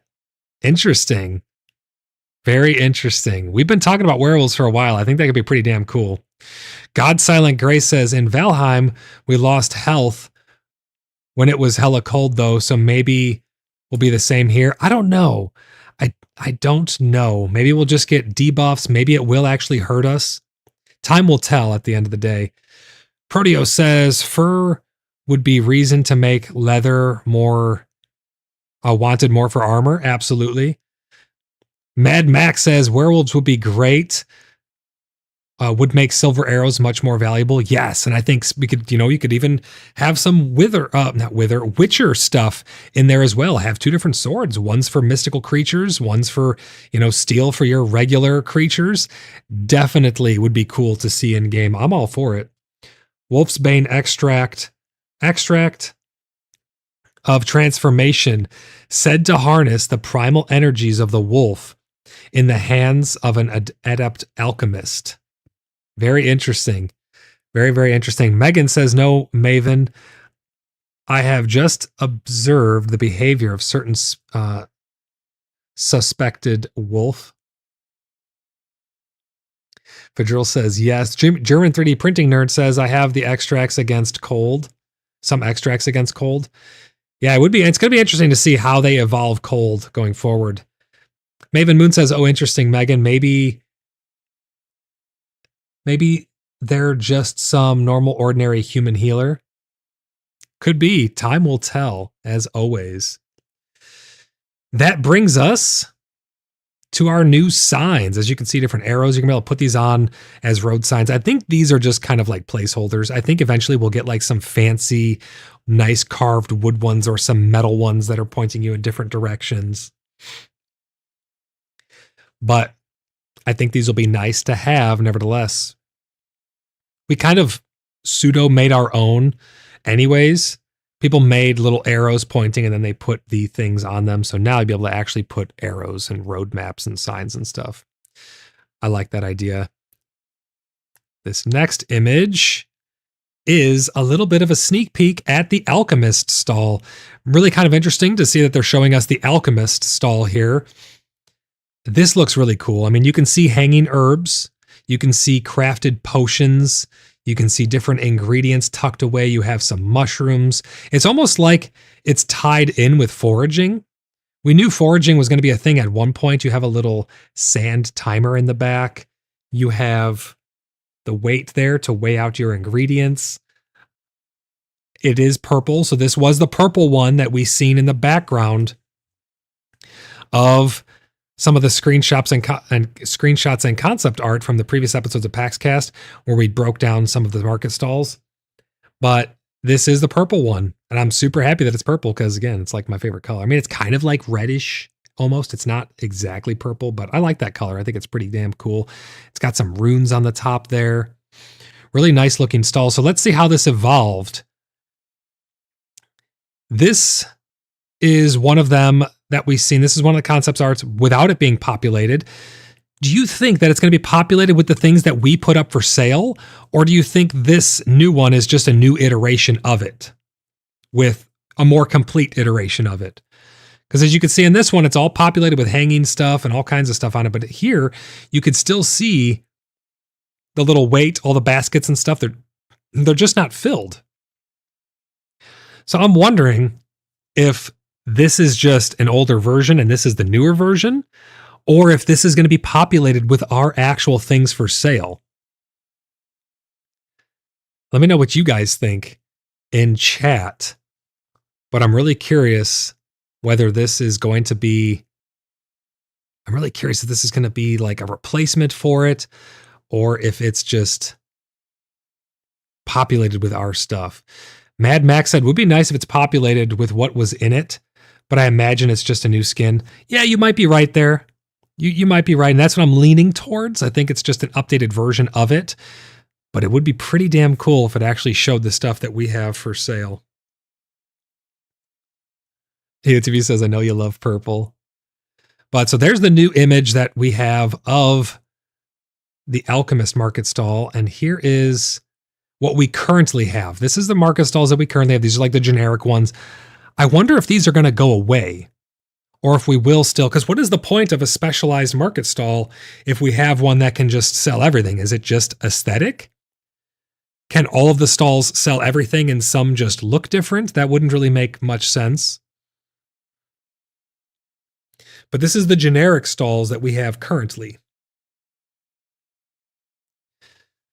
I'm thinking that eventually we'll have only specific stalls, and you'll have to have stalls for each of the things that you're going to be selling, such as right here, the alchemist stall.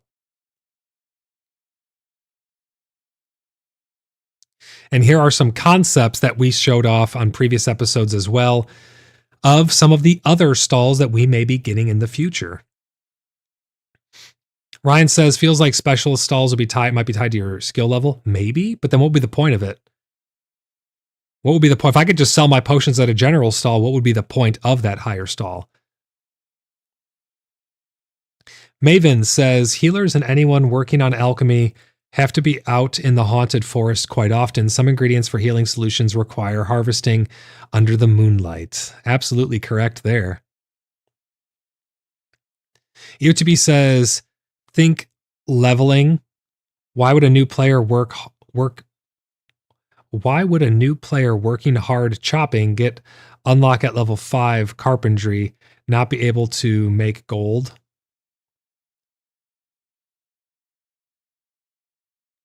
Much like, oh, Ryan, you think it's going to work like the tables, how the tables are tied to the specialities or to the specialties? Yeah, I don't know. I mean, maybe so. The alchemist one has changed. You can see the concept art there and what it looks like now. You can see it definitely has changed. They moved where the little weight thing is. They moved around the design a little bit there. It looks like there's wheels in the middle. Maybe this is all made to be packed up on top of it so that it can be mobile. There's an idea for you. Do you think these wheels are just for looks, or do you think it's all made to like fold up into itself and then you can pull it? Pop up little market stalls, anyone? Man, that'd be pretty cool. But there you have it. There is a first look at the new alchemist stall. And there is the concept art that we've had up until now.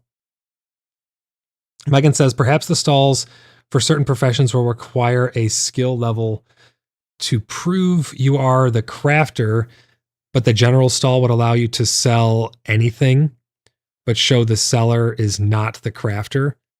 Maybe that would be interesting.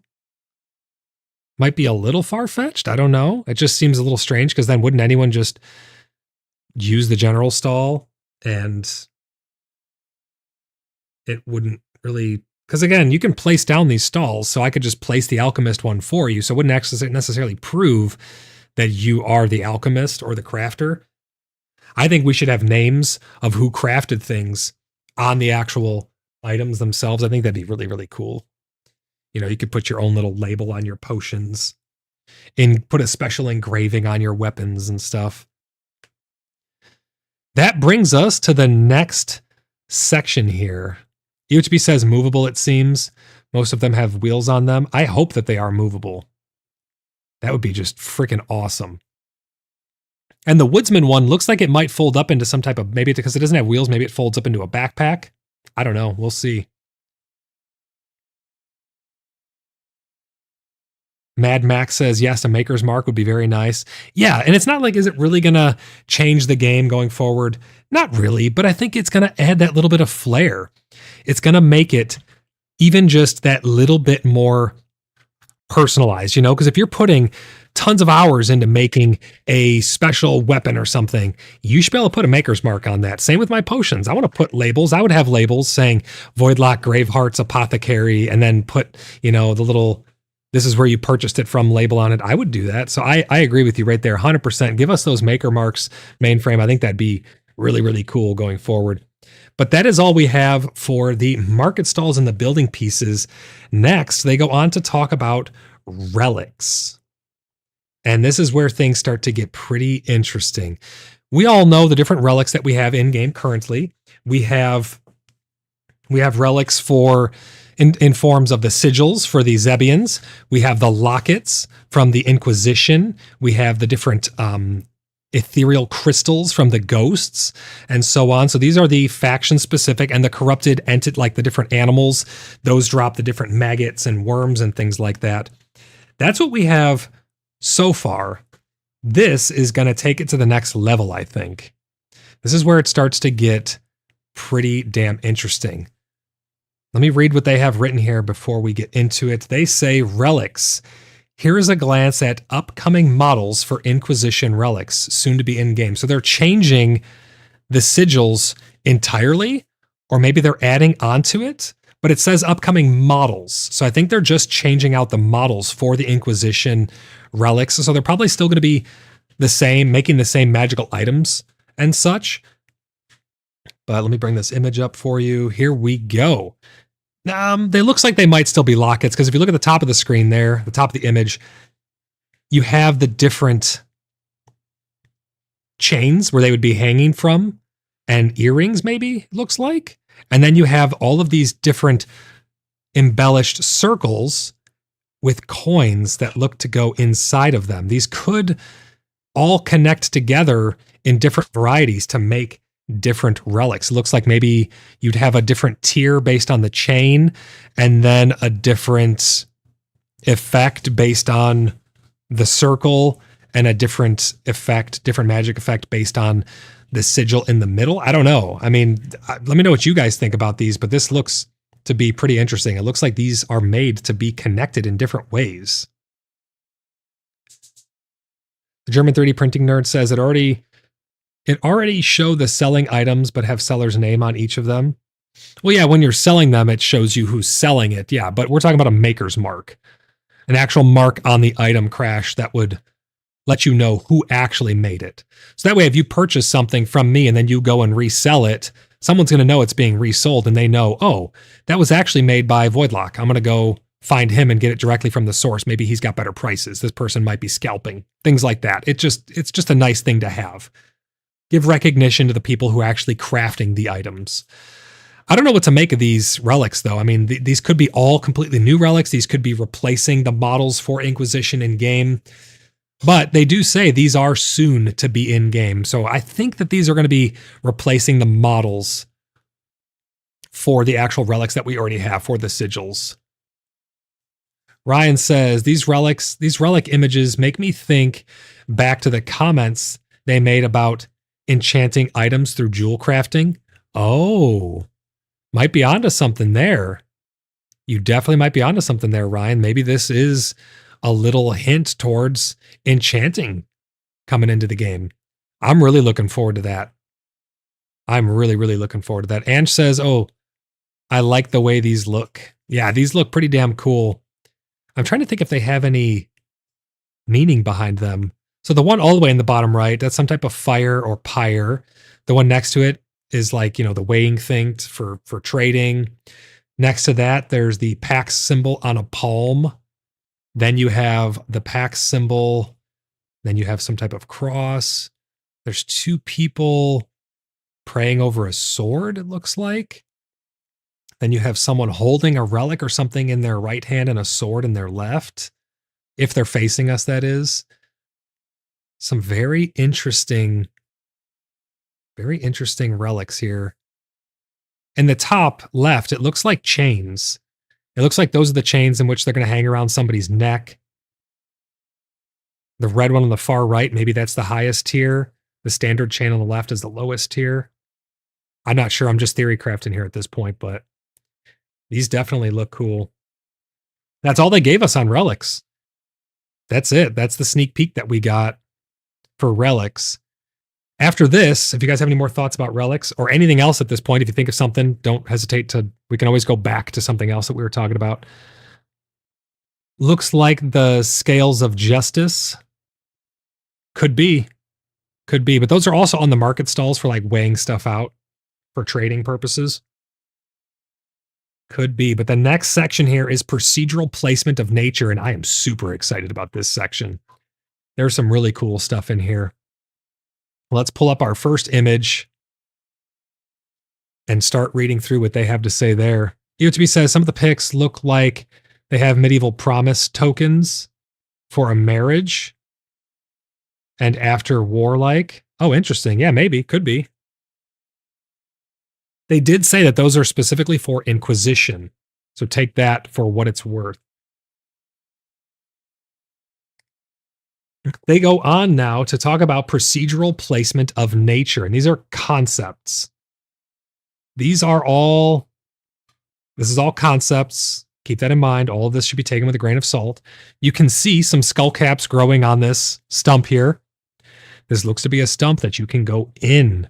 Does this lead down into an underground area section out in the woods? I hope so. Is this just a hollowed log that fell that you can walk through?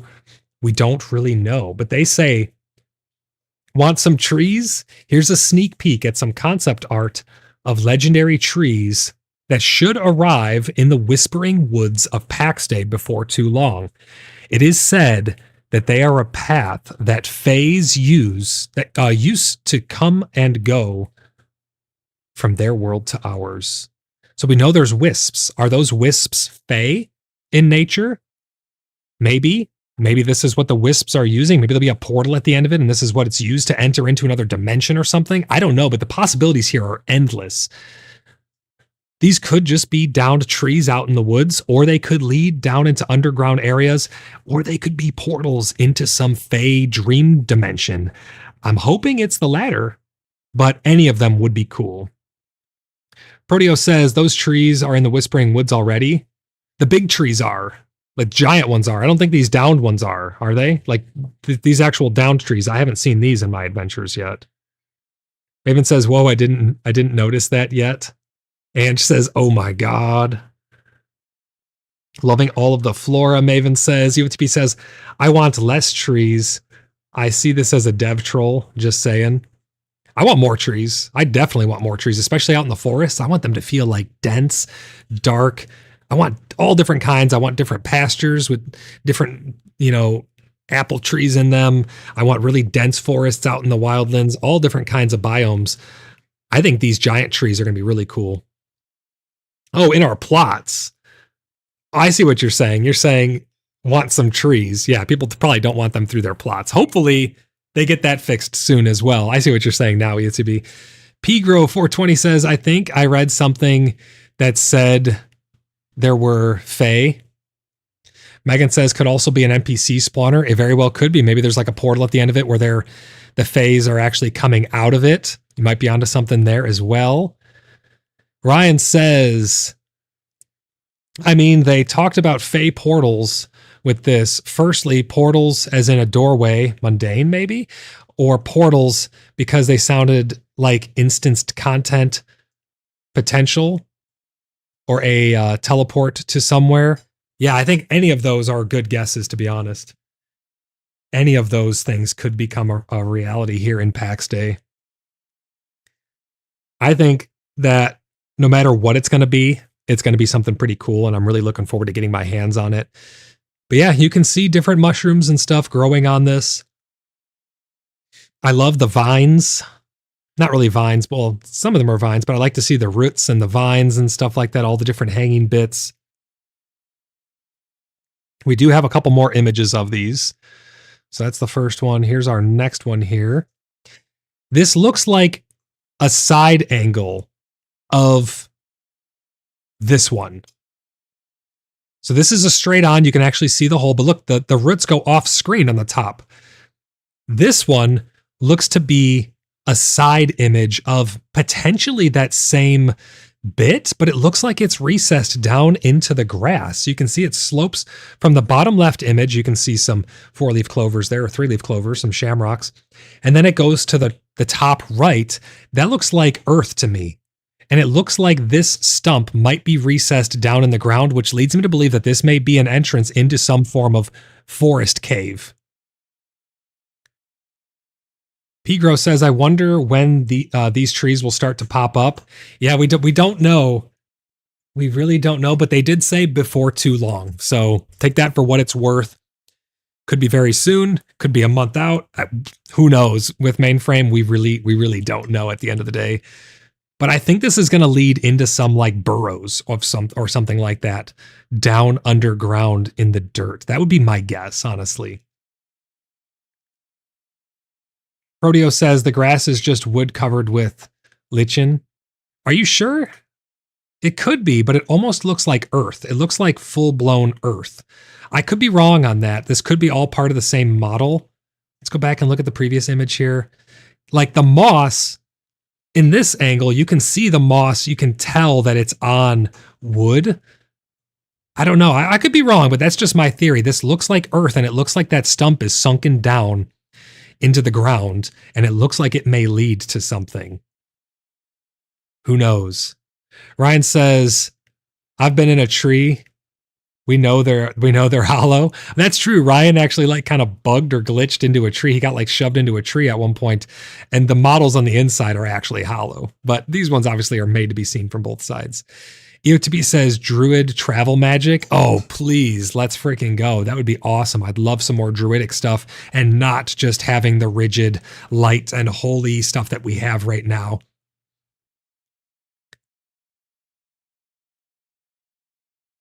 Let's see what we have. One more image here. Oh, this is the image I used for the thumbnail.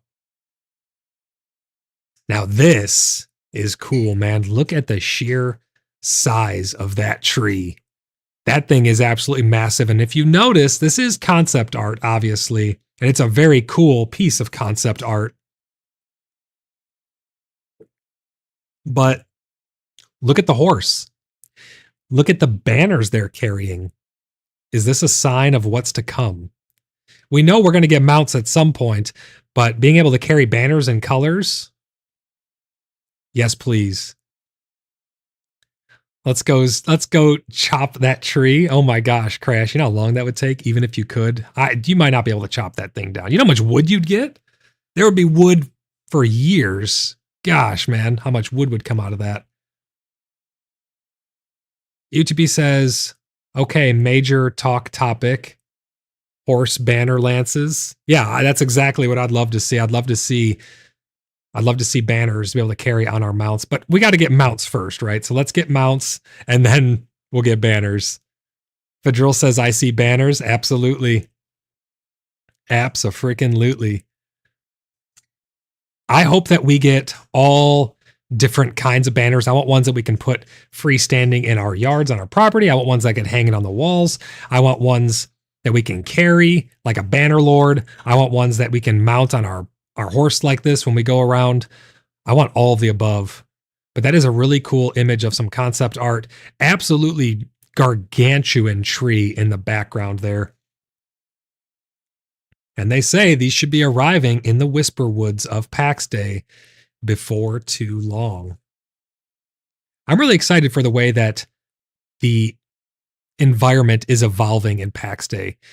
I like their art style. I like that they're starting to darken them up. What we saw early on with those cursed biomes, really good stuff. Ange says dibs on the white horse. Yeah, that's a pretty cool one, huh?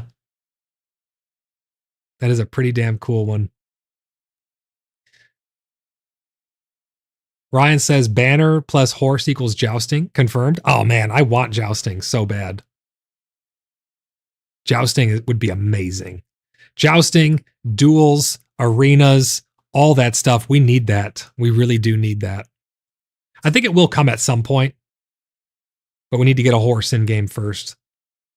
Vigil says horses. We have glue. Oh no, you're turning our horse into glue before. Listen, let's not turn him into glue right away. We need horse to get around first. And says for drill, lol, no. Watson's laughing as well. EOTP says, I can see the lady riding through town on a white horse. Bare naked ladies. Oh no. We're going to do drive-bys now of the of other towns on we'll go streaking past other towns on horseback now. Then it's really a streak because you'll go by so fast. Maven says I can see that too, EOTV. So there you have it. There's some pretty cool concept art, guys, of some stuff that we're going to be getting hopefully pretty soon. I no longer want a white horse. Why, you can't leave streaks on it, Ange? Just jump in the river first. especially through the mountain pass to the north. Yes, exactly. Ryan says, surely no one would streak on horseback. Looks everywhere but at Maven. Gosh. This next image and this next set of sneak peeks is dedicated to some more concept art of the Zebians, the cult of Zeb tank. And this kind of soft confirms a lot of stuff that I thought was the case, and that is placeholders for bosses. So let's bring up our first image while we talk about the Zebian tank.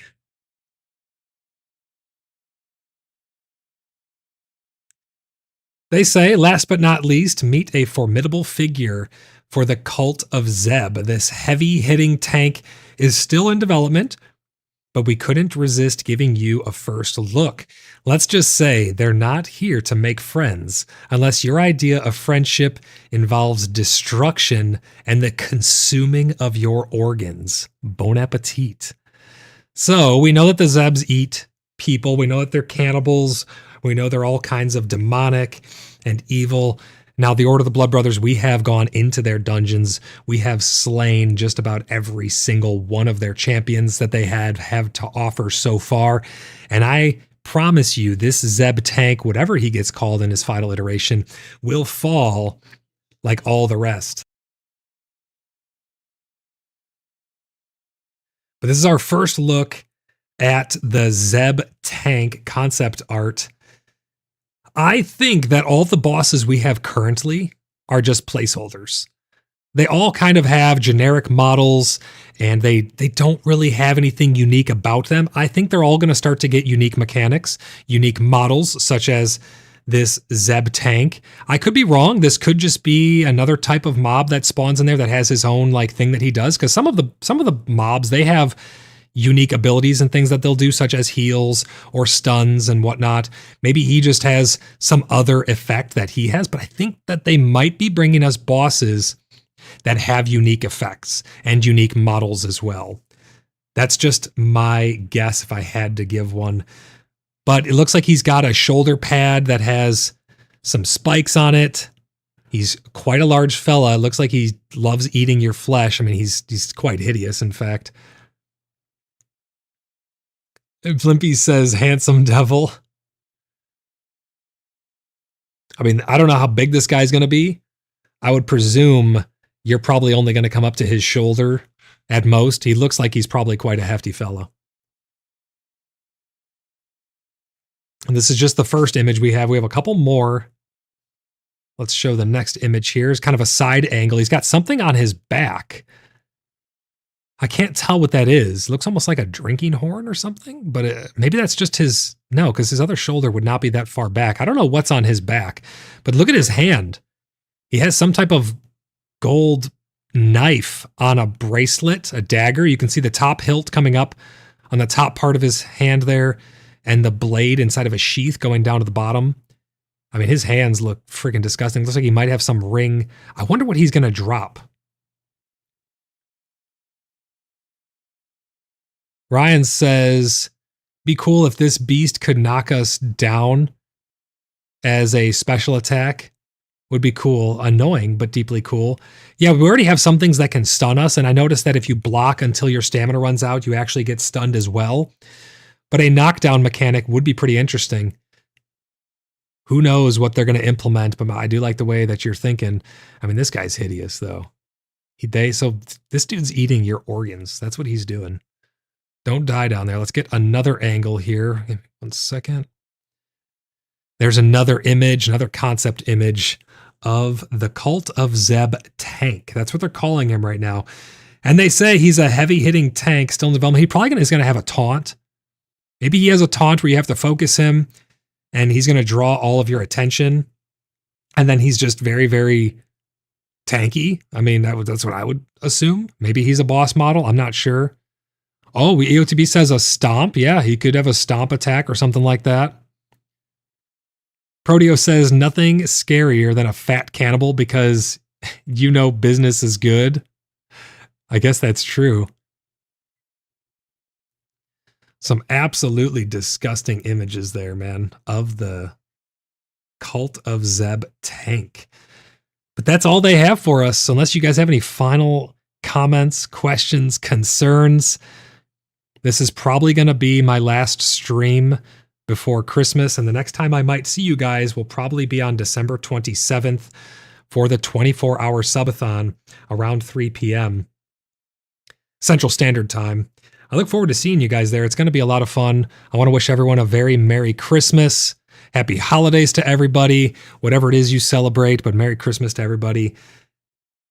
We're going to be scheduling the Festival of Realms Winter Solstice Edition very soon, so make sure you guys are watching the official Discord, our official Discord for Cheeky Buggers United.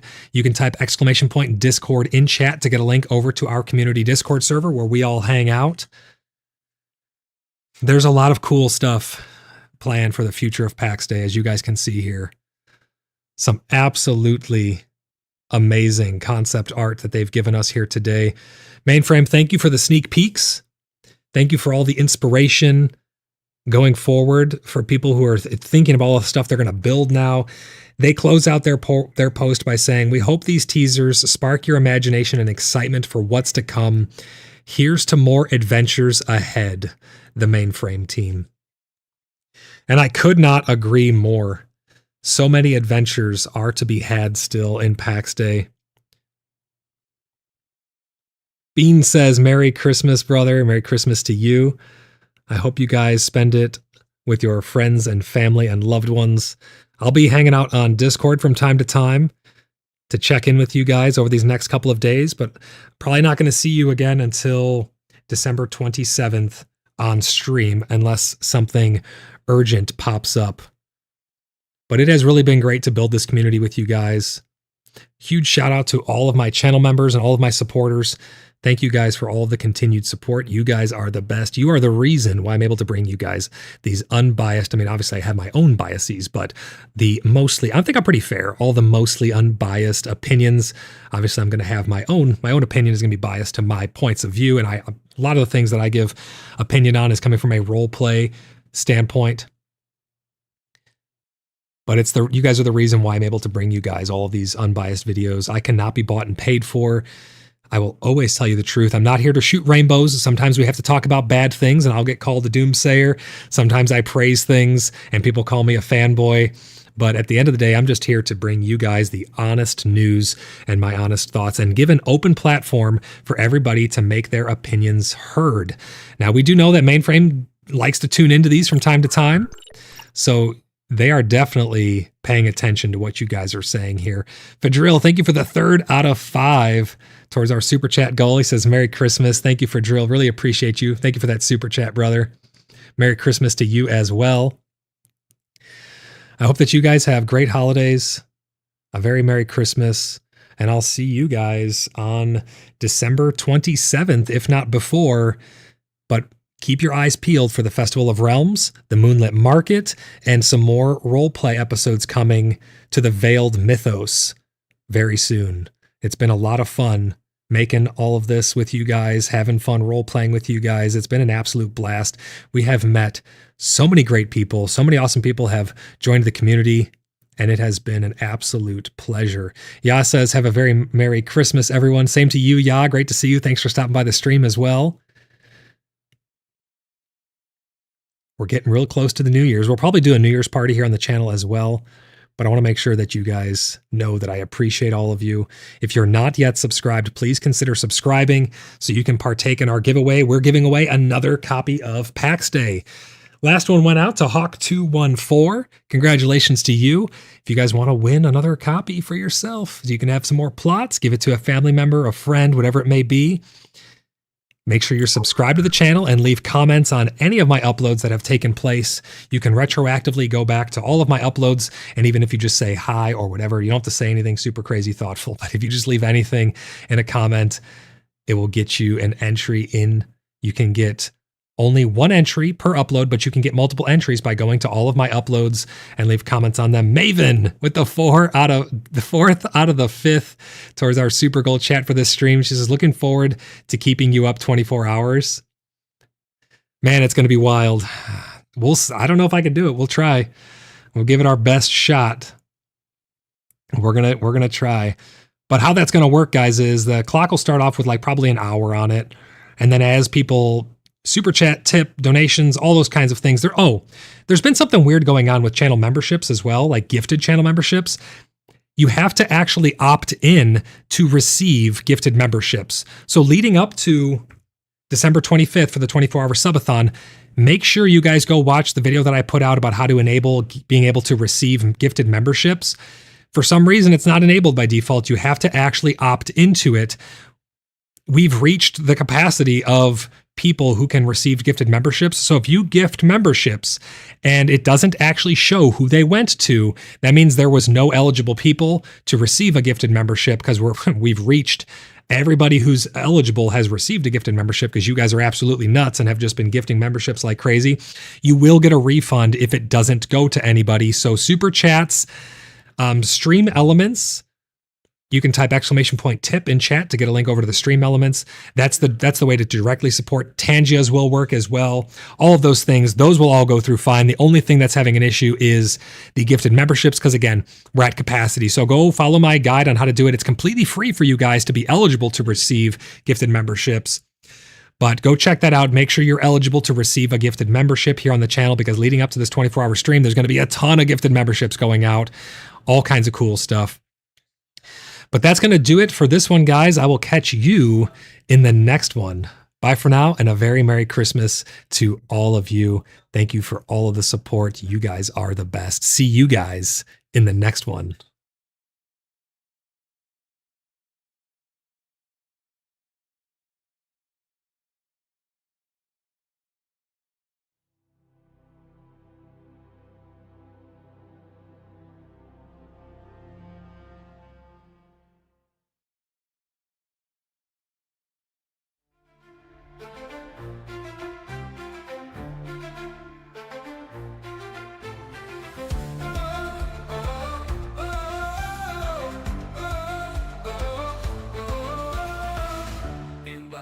Heart the snow descends, silent whispers from the winds as they bend.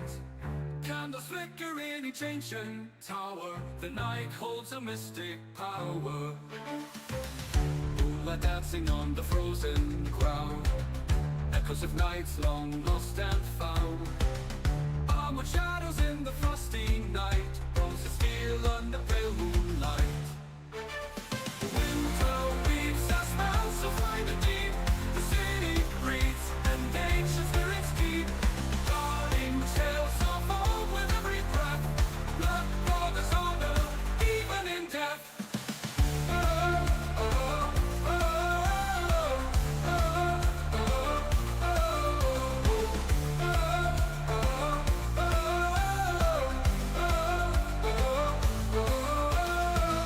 Hearts are warm in the stone embrace, stories told by a crackling blaze. Children dreaming of heroic quests in the city where legends rest. Snowflakes landing on a solemn cross mark the places of triumph and loss. Chills that whisper of a time before,